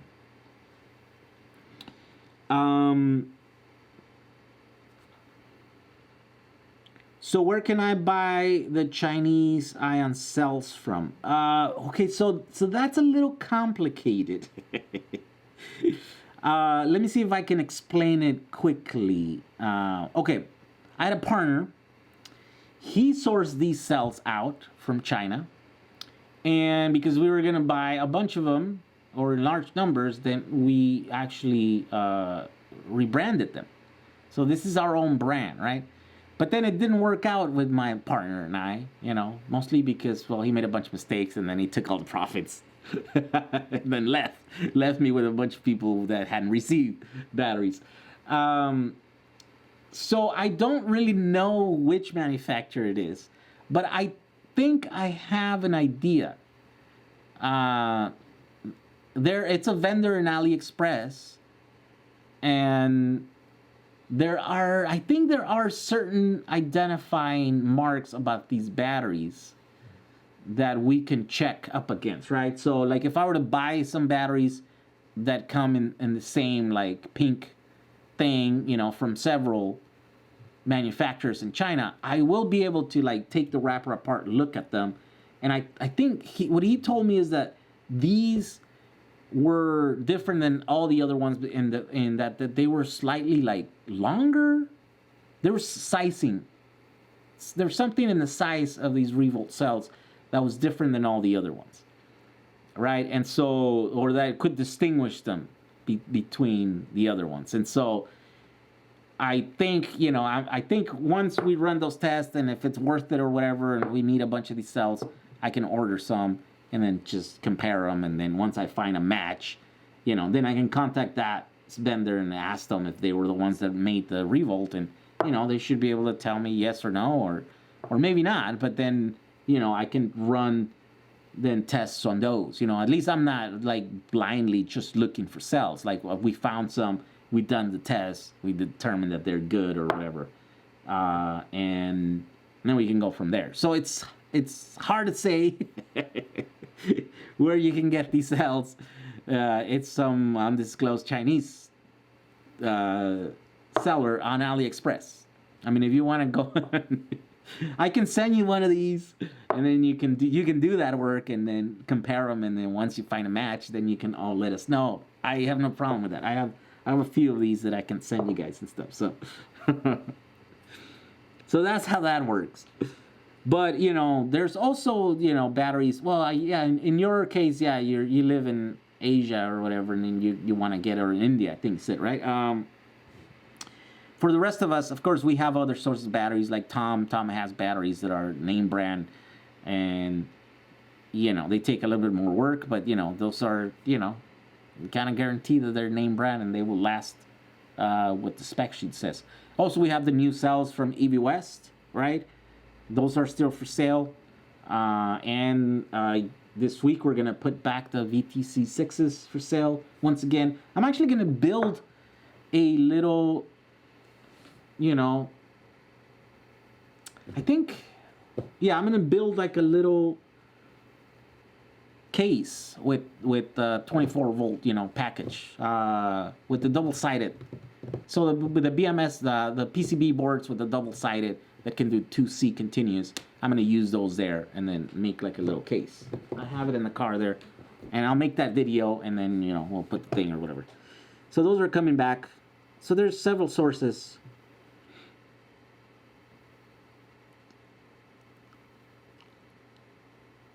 Let's see. Cells I bought turned out very good. You can buy 18650 cells from Wish. Wish? Jay, you need to learn programming. Yes, it would be really helpful. I also just need to find someone that knows programming and wants to join forces and just, help me create my crazy ideas. I think that's probably easier than the learning, just because, not because I don't think I could learn. I think I need to play my strengths, and at this point, right? And not, I have given it a try, and it's like, it was crazy hard for me, right? Because I just have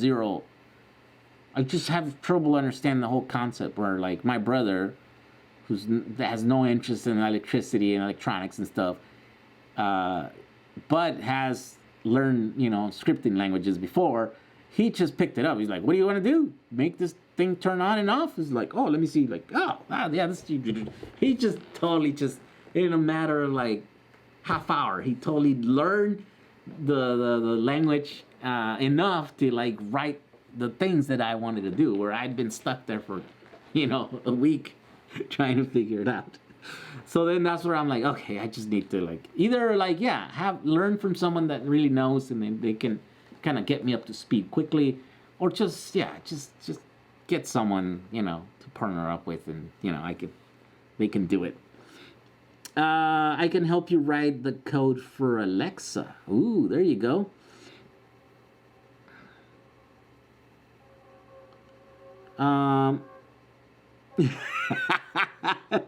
Telling people to learn to code is now hate speech. Yes, hey, watch out! You might get banned from places for telling people you should learn how to code.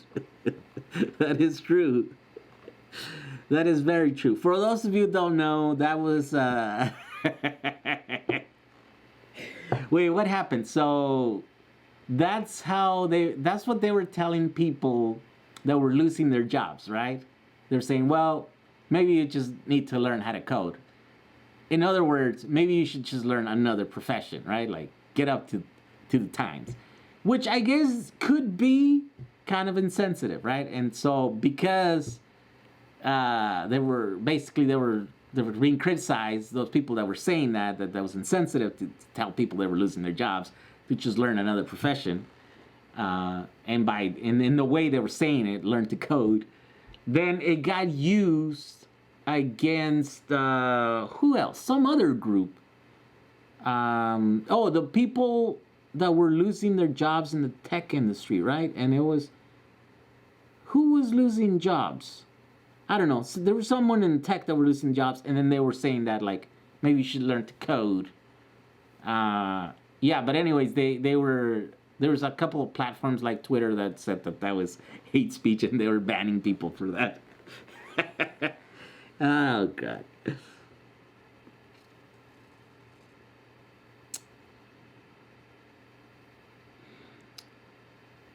I can do some programming too. I know several scripting languages. There you go. See, I know you guys can help me out. I love to learn to code. There are tons of free resources available online to learn programming for free. Have you given up electric cars? No, I'm working on mine. I'm actually, I actually spent a few minutes the other day kind of mocking up the new modules that I'm going to put for my bus. They're going to be quite big. They're like this big, double stacked, about 4 kilowatt hours, I think. They're going to be 30S, right? So about 111 volts nominal. And I don't know if I'm gonna. I think I'm gonna use a PCB to do them also, but not sure exactly how I'm gonna do it. Here's a new thing. There's the Model 3 battery has this new thing where they're putting both the cathode and the anode on the same side of the cell. Okay, for those of you don't know, this is the positive, right? But then right next to it, the outer ring of this side is the negative, and then the negative runs all the way to the back. So this entire casing is negative, and only the little button here, the little circle, is positive. But what they're doing is they're not putting wrappers on these batteries, on the cells, right? And they're encasing them, and then they have kind of like a PCB on that side, and they're just doing two little wires or fuse links. And what they're doing is they link to the center here, and then that's the positive, and then they link on another part on the outer ring, and that's the negative. And that's how they connect both cells from the same side. So the one side of the battery pack has all the wiring, on the other side there's nothing, right? It's just a thing. And so I think that has a lot of benefits, and the way you can route batteries a certain, like, different. You can definitely mount all the cells facing the same direction, and then you can use with the printed circuit board. You can run, I think, series, parallel series. I think that you couldn't the other using on opposite sides, right? So I think I'm gonna experiment with that, and I might actually go with that. Here's the thing: we have a bunch of cells, that I think I'm gonna go with some of these EV West cells, right? The Panasonic's 18650 DBs or BDs, and they already don't have a wrapper. So instead of me wrapping them, maybe I should just figure out how to use them as they are, and then figure out how to, spot weld both the positive and the negative from the same side. So, I'm kind of thinking about that. I know I'm super busy doing this other thing, but the other day I'm like, I'm going to take, a few minutes to stop thinking about this problem and then start with something fresh, reset. And then I started building them, and I have a few, modules over there that I started doing. So, yeah, no, definitely haven't given up on building electric cars. That's going to be... I'm going to try to stuff about 300 miles on my bus. All in the floor and the gas tank. All, so not encroaching to any of the livable spaces or the, passenger spaces. This is going to be, kind of hard, but whatever. We're going to do it. They were telling coal miners to learn to code. Yeah, that's what it was. Then journalists got laid off. That's right. And then they were saying... learn to code. So yeah, it's like they had a taste of their own medicine, and the and because they have such I think it's because they have good relationships, right? Like Twitter or whatever with their journalists. Like they kind of value that journalists are in their platform, and they kind of try to protect them, right? And so they kind of stepped in aggressively, and they started banning people that were telling them to eat their own words, essentially, right? So, yeah, that was interesting. Coal miners. It was the BuzzFeed people. Oh, BuzzFeed. That's what it was. Now you're a coder. A bunch of editors and writers. Is there a video about the electric skateboard I can see in the background? I see it's all-wheel drive, and I'm currently trying to build something similar. You know, that's another crazy thing, that I built that in between projects, in between videos, and I should probably make a video. And in fact, I do have a plan to do it, and then it was like, oh, first I was going to do it with this big YouTuber. All right, let's do it, let's set it, and then like that project fell apart. And then we're like, okay, I'm going to do it on my own. I'm going to use 700s, right, before they came out or whatever. I got some early ones, and I have all the batteries, and I'm going to do it. And then somehow that project fell through because I had to do something else. So anyways, I didn't make a video for that one because it was in between projects, right? And I just, I just built it. Like, I'm just going to build it. I'm not going to take, because building is quick. Building and shooting and editing and putting out a video, that takes a long time. So I'm like, I just need to build this thing so I can use it. And it's really fun, and it's really fast, and I've been using it forever. But then I thought, like, God, this is such a cool project. I need to really make a video. And then, yeah, it just hasn't been able to happen. But I still have it here.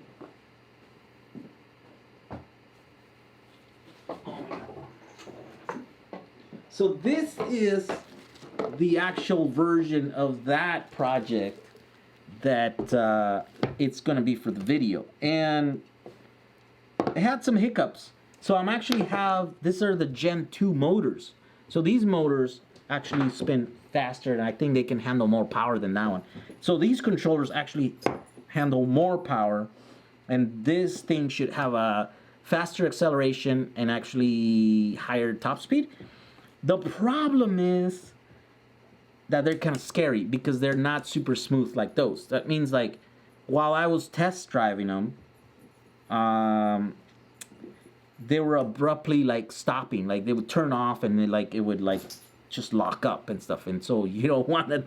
You don't want that when you're have a powerful, 4 motors that can shove you out of the thing, right? So I think I decided to just use the old system that is proven, that is very, very smooth, and I can trust it.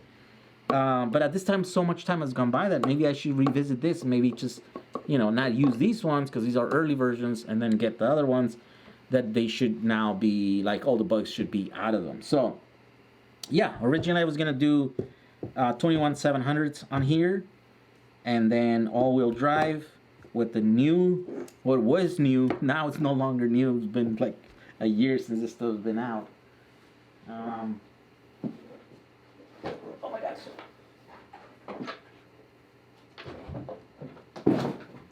Okay.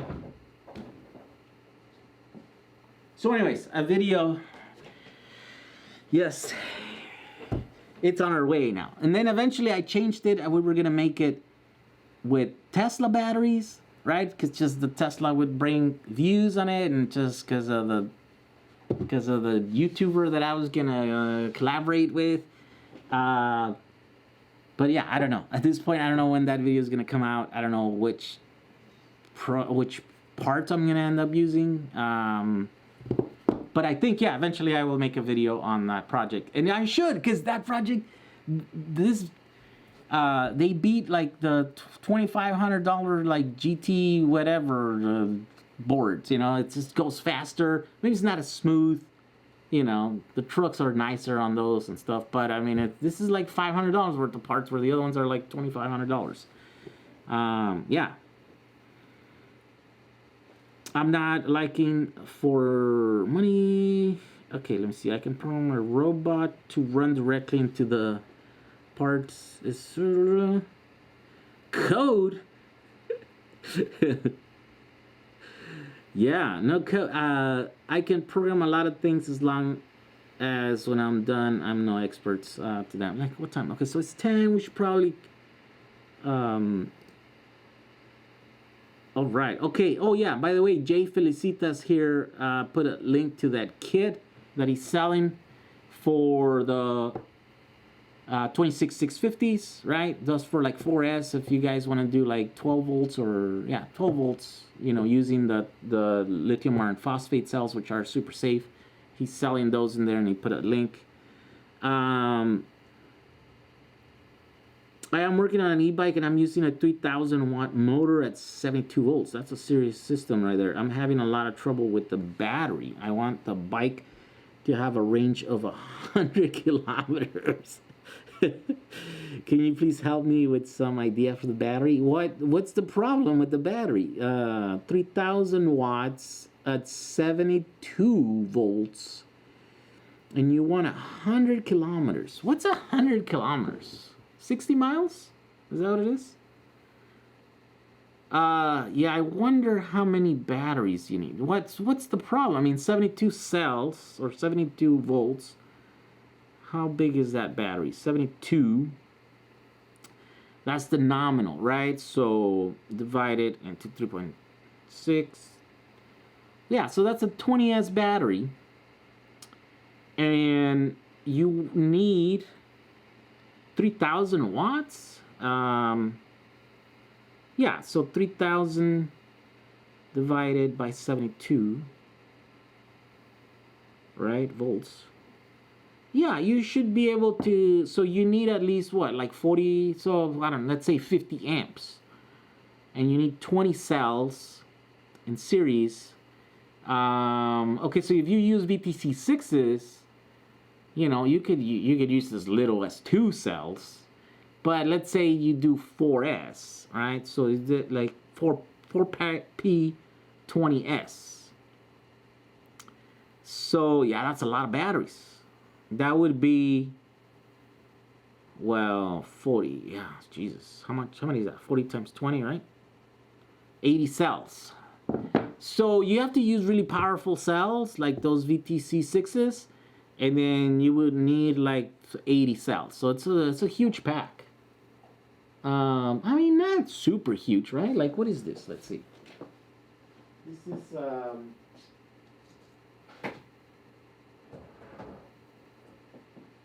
I mean, this is a big pack. This is a large pack. And this is what? 10? No, this is 12 by 15. Yeah, so this is 180. So yeah, 80 cells is not that much. It's like less than half of this pack. Yeah, it's totally doable. Now, if you're going to use some cells that are not the best or not the, you know, like a 30 Qs or something like that, then you probably have to use more than 80. So you'd probably be somewhere around 100 cells, you know, so you can get that power. If you need full power anyways, no one needs 3,000 watts. You know, nobody needs 3,000 watts on an e-bike. Maybe you want 3,000 watts on an e-bike, but yeah. So that's how you can get to that.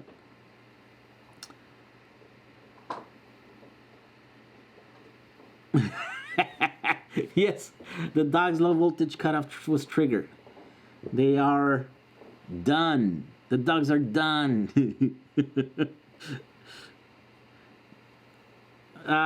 Where are there no cells with huge capacity? Why are there no cells with huge capacity? Like a single cells with 5 kilowatt. I mean, right now there are cells with 1.5 amp hours or 5 amp hours, and the voltage keeps always the same. There are batteries that have a ton of energy. So there are, like, for example, lithium iron phosphates, right? Those come in, I've seen them in like 1,000 amp hours, right? They're like big, you know, big for like storage, right? So one of those cells, right? Let's say it's got 1,000 amp hours times, and they're usually lithium iron phosphate. They're 3.3. So yeah, you're talking about 3.3 kilowatt, right? So 3.3 kilowatt hour, one cell. So they do come like that. It's just, you know, it's just easier. You can't do much with one cell because it's at 3 volts. So you'll need a few of them. You'll need 4 of them to do 12. You'll need 8 of them to do 24, you know, and that's still low voltage. So yeah, so usually what people do is they start getting smaller cells, right? 18650s, you know, they're not gonna get up there. I think they're at 12, 13 watt hours, so because they're tiny. Yeah, and then some of the other form factors. I mean, yeah, there's just, you know, the size limitations are on those, but yeah, you can make huge batteries.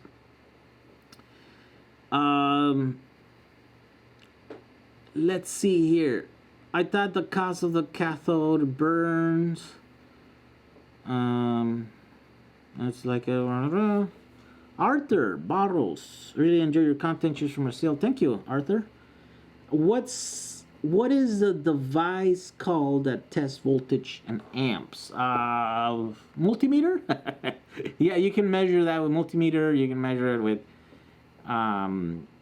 chargers have built-in measuring devices, right? Hall effect sensors, they have, you know, shunts, you know, measure current.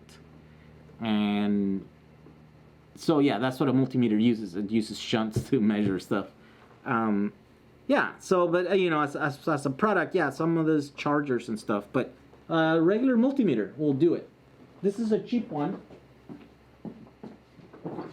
I think this is like $20, $30. Like this is like under $50 for this one, and it does everything that you need basically. I mean, yeah, so it's got the clamp, so you can, you know, put it across a cable, for example, right?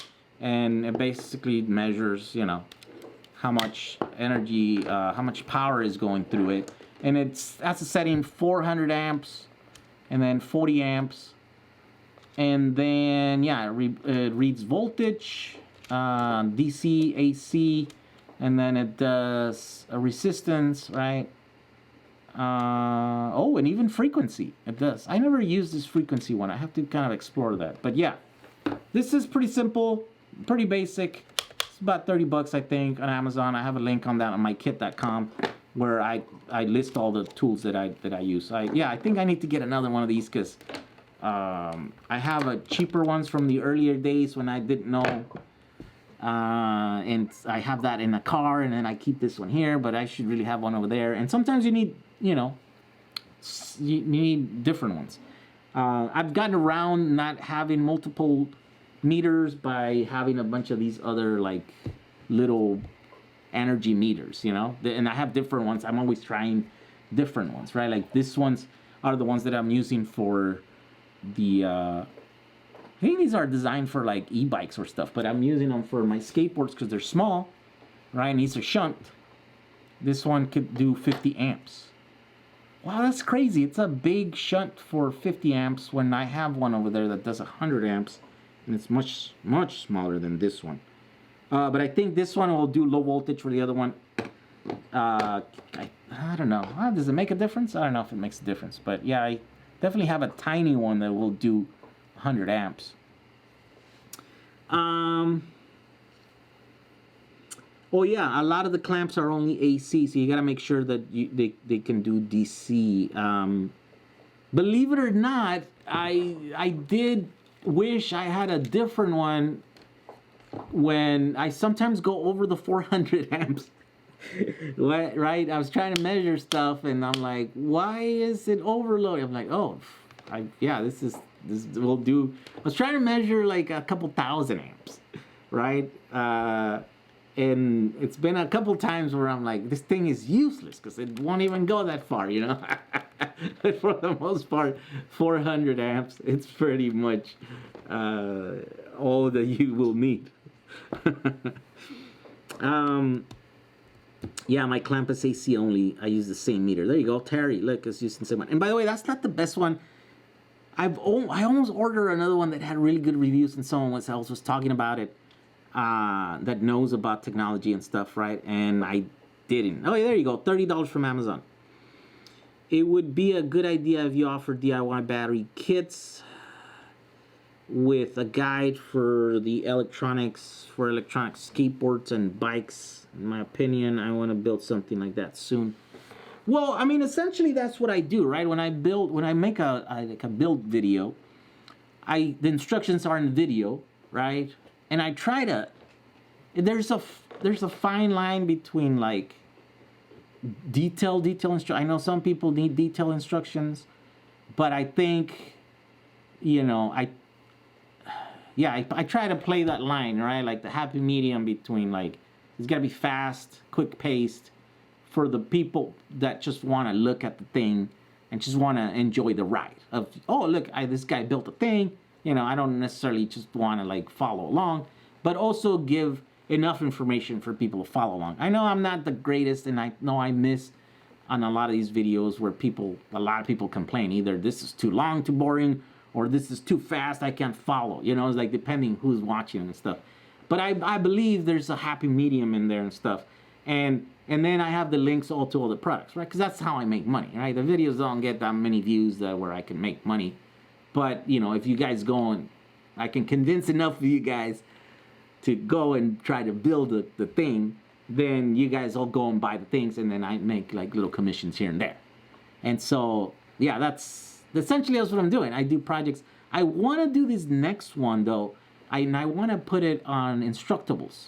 There's a website, and I know it's probably pretty popular, and if I were to go and put some of these in written form over there, then I think it would be really helpful, because then there you can like really go and with pictures and much more descriptions. And in fact, I could probably do that first, and then once I could take that info that I already prepared for the Instructables website, and I never done it, I never tried, I don't know what they're, you know, I might not be able to join and just do the thing. It might be like community based. I don't know. I don't know anything about it. I never looked into it. But if I were able to do that, then I'd be able to take that and then use that as my script for the video. And right, so maybe I could make a better video that way by starting that way, by making the written, you know, PDF form instructions on how to do the project, and then I just convert that into a video. But usually, because I'm a video, it works the other way around.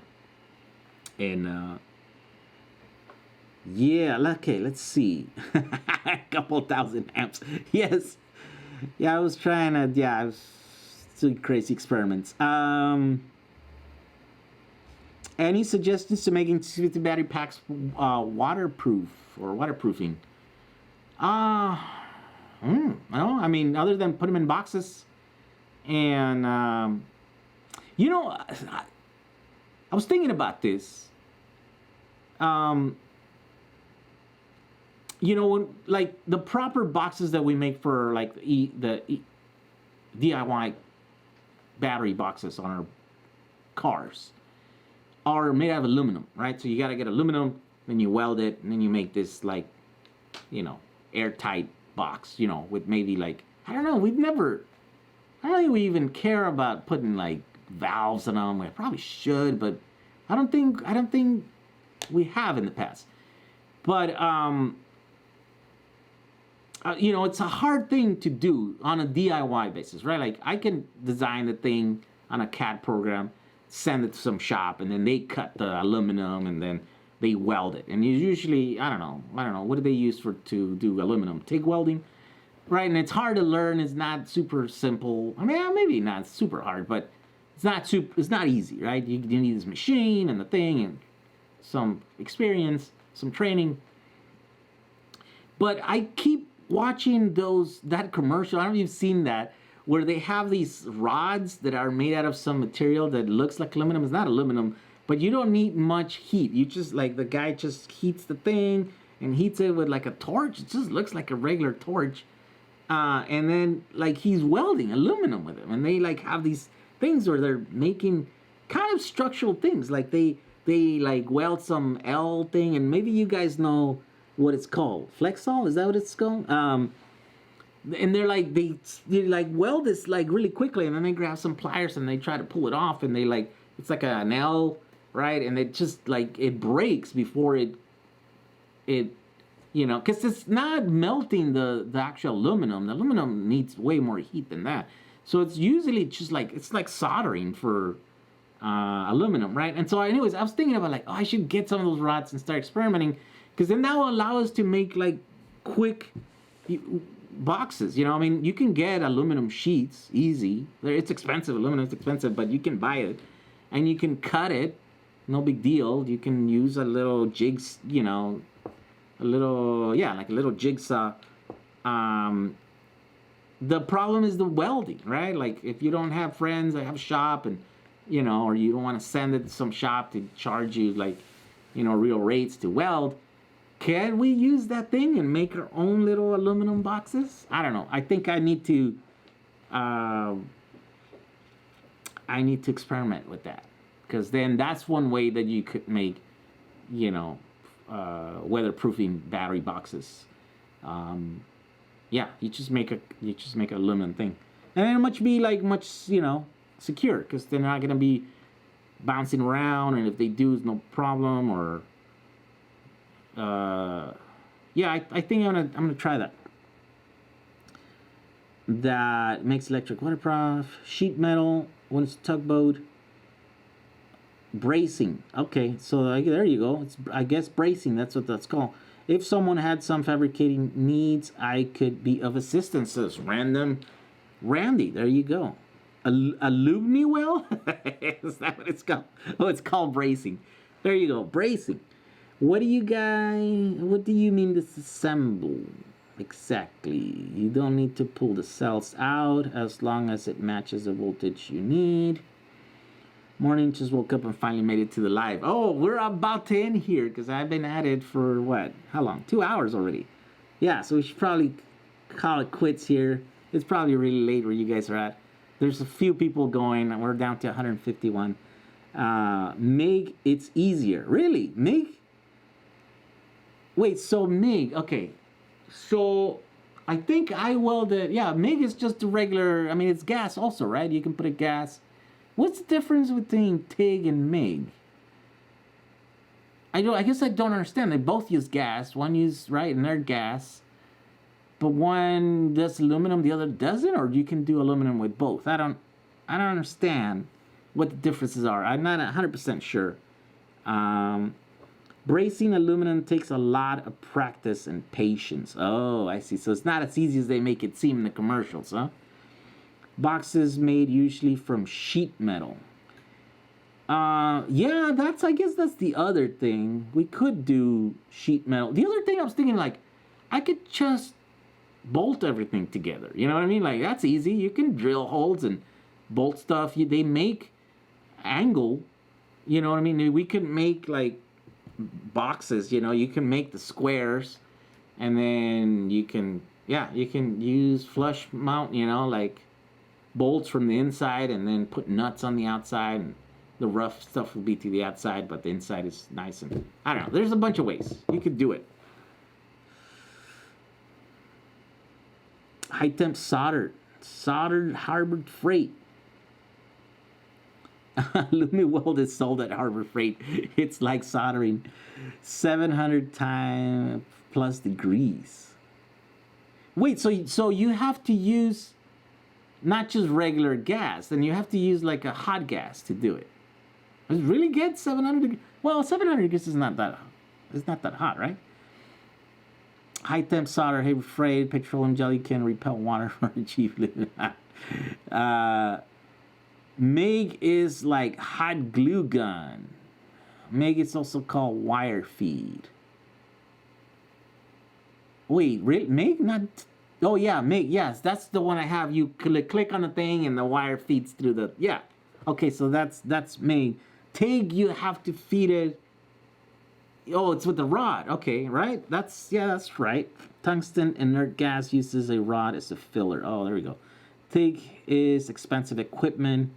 There we go. MIG is easier, but I don't know if it's just the cheapest welder you can buy. And you could buy. I've seen the little machines for like $150. I don't know if they're any good or whatever. Metal inert gas uses a spool of aluminum or steel. The sun is rising here. Oh my God, you guys have spent. Both use argon. Sheet metal is used for strength and lightweight. MIG can do both. MIG can torch with the wire comes out of the torch. Okay, yeah. So okay, so that's the difference, right? I'm thinking we'll lay everything out, measure, and have HVAC company make me a box. Well, I mean, the box has to be strong, right? Because the batteries are heavy. I mean, that thing, yeah, they get pretty heavy. So they got to be, it's got to be substantial sides to it. I'm thinking I will lay it. Okay, so MIG is a gun that feeds wire. Okay, so that's the one. Our second side. Or CO2 argon gas. Yeah, I think that's what I got. And then eventually I just started using flux core or whatever it's called, because I didn't have gas and there was no way for me to get it. And I didn't want to get in the car and go hunt it. I think there's like a gas place somewhere in here close to my house. I was like, screw this. I'm going to order something online. But it was too expensive and the bottle turned out to be really small. And so I was like, screw it. I'm just going to buy the flux core and that's how I ended up doing my welding. That's not hot. I bake cakes at 475. Oh, okay, there you go. My Hackle soldering iron does 899 degrees. Mine is not open. I don't know if the sun's out. Usually use 750. You use argon, gas. I just received a butane soldered iron. Cheap machine, no good. Miller are the top brand. Really? So Millers are good. Yeah, aluminum melts at 1220 degrees. There you go. Yeah, right? There's bracing is just when you're melting some metal in between the other metals, but it's not, you're not melting. So TIG's actually melting that, right? TIG. The friggin' floss inverters are 50 plus pounds. There you go. The Danfoss. Okay. Why are they so heavy? Like, do they have they're not transformer based, right? These are switching type devices, right? I'm like, why are they so heavy? These things should be light. And in fact, the video that I played, it was like, oh, these things are so light that a single person could put it in the wall. Aluminum boxes conduct electricity well. Have breakfast and make a video, build video. There you go. Open source living. Good night or good morning, I guess.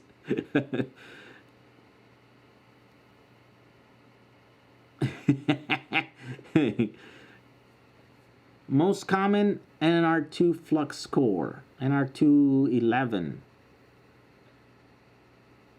I know I mounted mine today. They're heavy, huh? Huh, I wonder why. Is there a giant transformer in there? Is that what it's happening? All right, guys, let's call it a night. It's 10:30 p.m. here. Much later where you're at, or much earlier. I don't know. Depends, right? We're everywhere. But anyways, we'll see you guys next week. Thank you for all your support. Thank you for all your contributions and stuff and your questions. Thank you for hanging out with us. And do join our Facebook group and post your projects so that we can, you can keep us excited about batteries. Today, one guy put my little PCB system on his little kid's cart. It uses 24 volts, and this cart is just going so fast. He's like, I'm gonna burn my motors. But it was really funny to see that, and I was like, I need to share this with people, because in the group I can't share it. I don't know, I might have to download the video and like make a thing. Anyways, people are doing some cool stuff. It's inspiring to see all you guys doing things with this system that we're designing. So yeah, keep posting, keep building. We'll see you guys in the next time. Have a good night. Okay, bye. Let's talk about the EV West M3. I'm Michael Breen with EV West, and 7 years ago we started our little electric car speed shop so we could help people make classic cars go faster. At the time we were looking around for venues, and there wasn't a lot available to electric cars, and we came across Pikes Peak, and they actually had a class.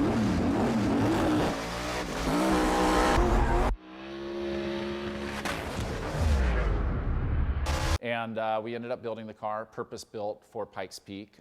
We ran the race in 2012.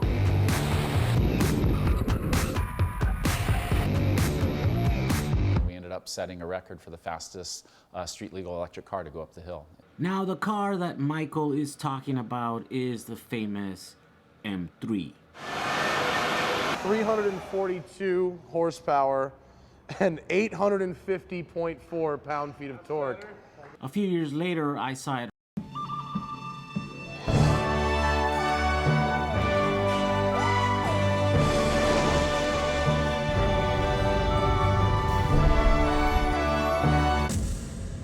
We almost lost our wheel right here.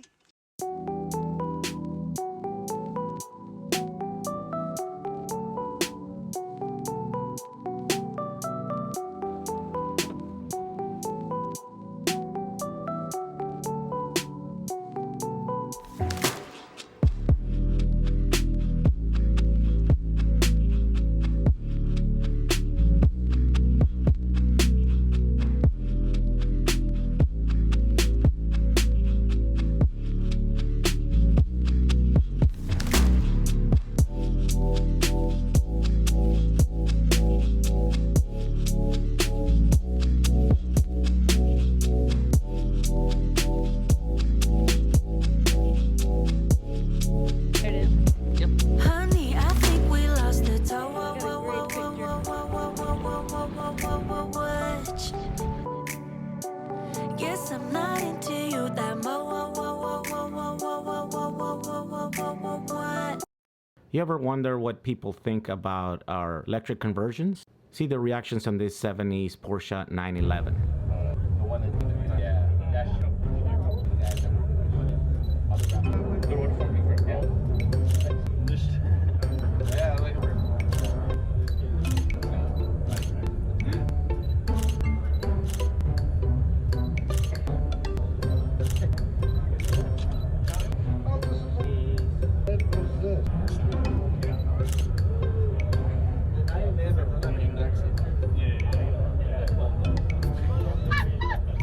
Oh yes.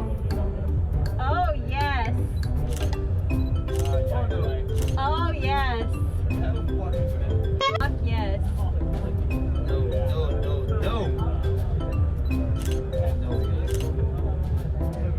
In a Porsche. Fuck yes.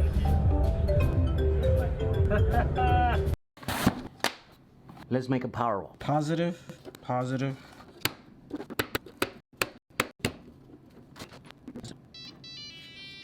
Well, they're not super even, but they're okay.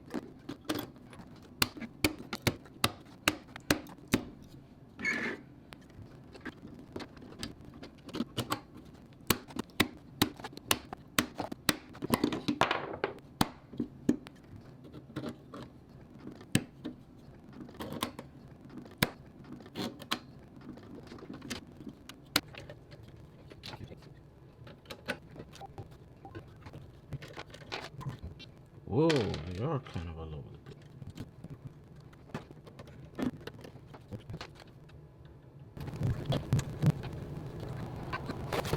And just like that, we assembled a 1 kilowatt hour battery pack, 24 volts, ready to be used.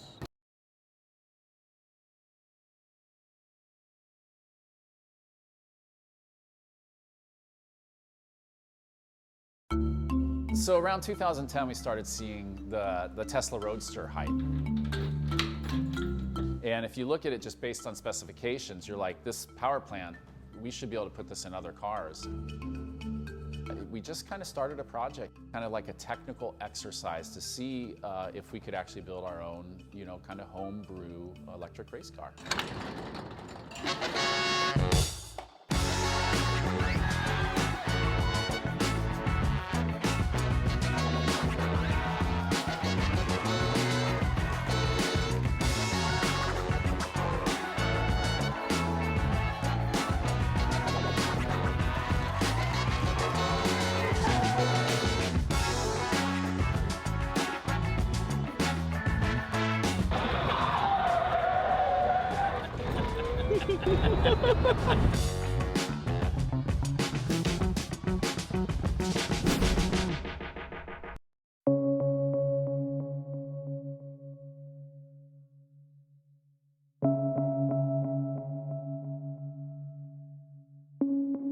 So you want to build a DIY Powerwall. I'll show you how to do one.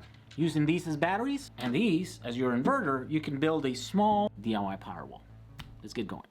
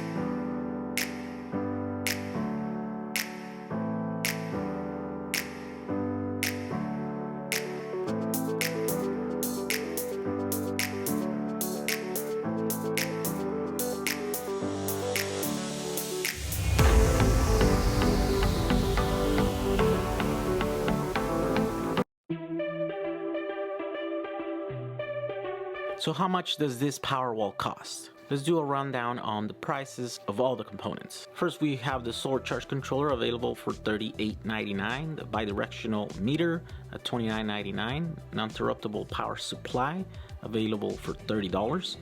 The battery modules are $50 each. There's 10 of them, so it's $500 in total. The 32-inch metal box is $59.22. A fuse holder is $682. The battery management system, the long ones are $14 each, and the main unit is like $200, so it comes down to a total of $342. All of these components come to a grand total of $1,008 US. You can find the links for all these parts on the description of this video. I want to thank you for watching. Stay tuned for future videos, all having to do with DIY renewable energy.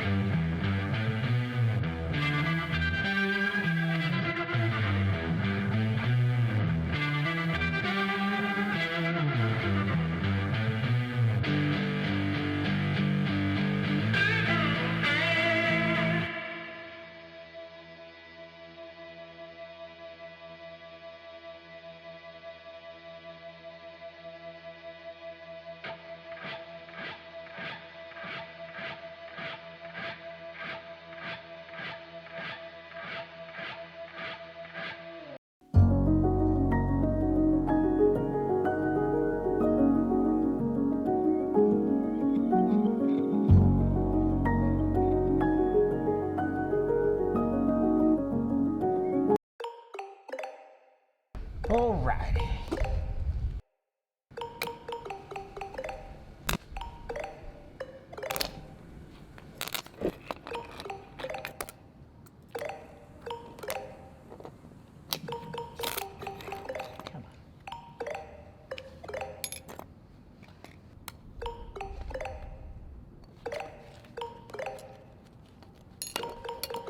Alrighty, here we go. Look at it go.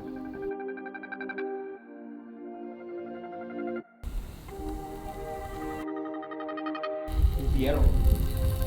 I don't know. Oh my god!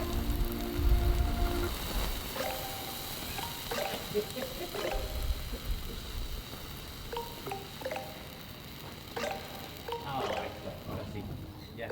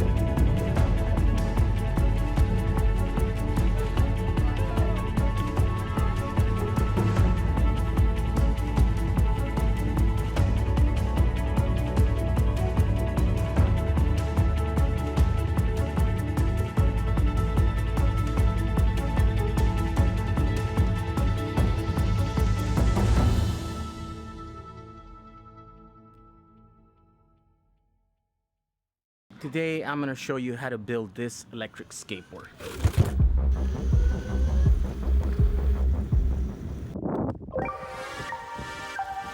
As you know, electric skateboards are a thing now. They've been a thing for a while. There's the expensive ones, there's the cheap ones, and everything in between. But there's a new breed of electric skateboards. They're off-road, and you got a glimpse of one of them last time I was in New York, and I got to meet Vitaly, which runs the Portable Electric Vehicles channel on YouTube. He built himself this beast of an electric skateboard that supposedly does about 55 miles per hour, which is just insane. So I thought I would show you how I would build one on the cheap, using off-the-shelf parts to keep the build simple. So let's get started.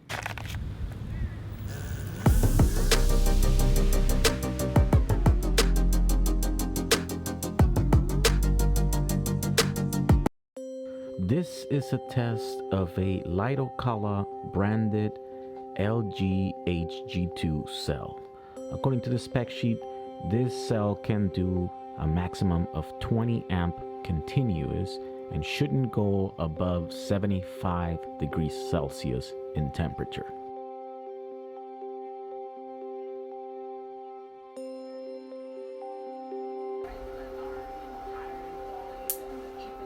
And just like that, with that little crack, the cell is damaged beyond repair. At 15 amp load, the cell reached a maximum temperature of 100 degrees Celsius, at which point the CID was triggered and now the battery is open circuit. So that's how you kill a fake LG HG2 branded Lido-Color cells.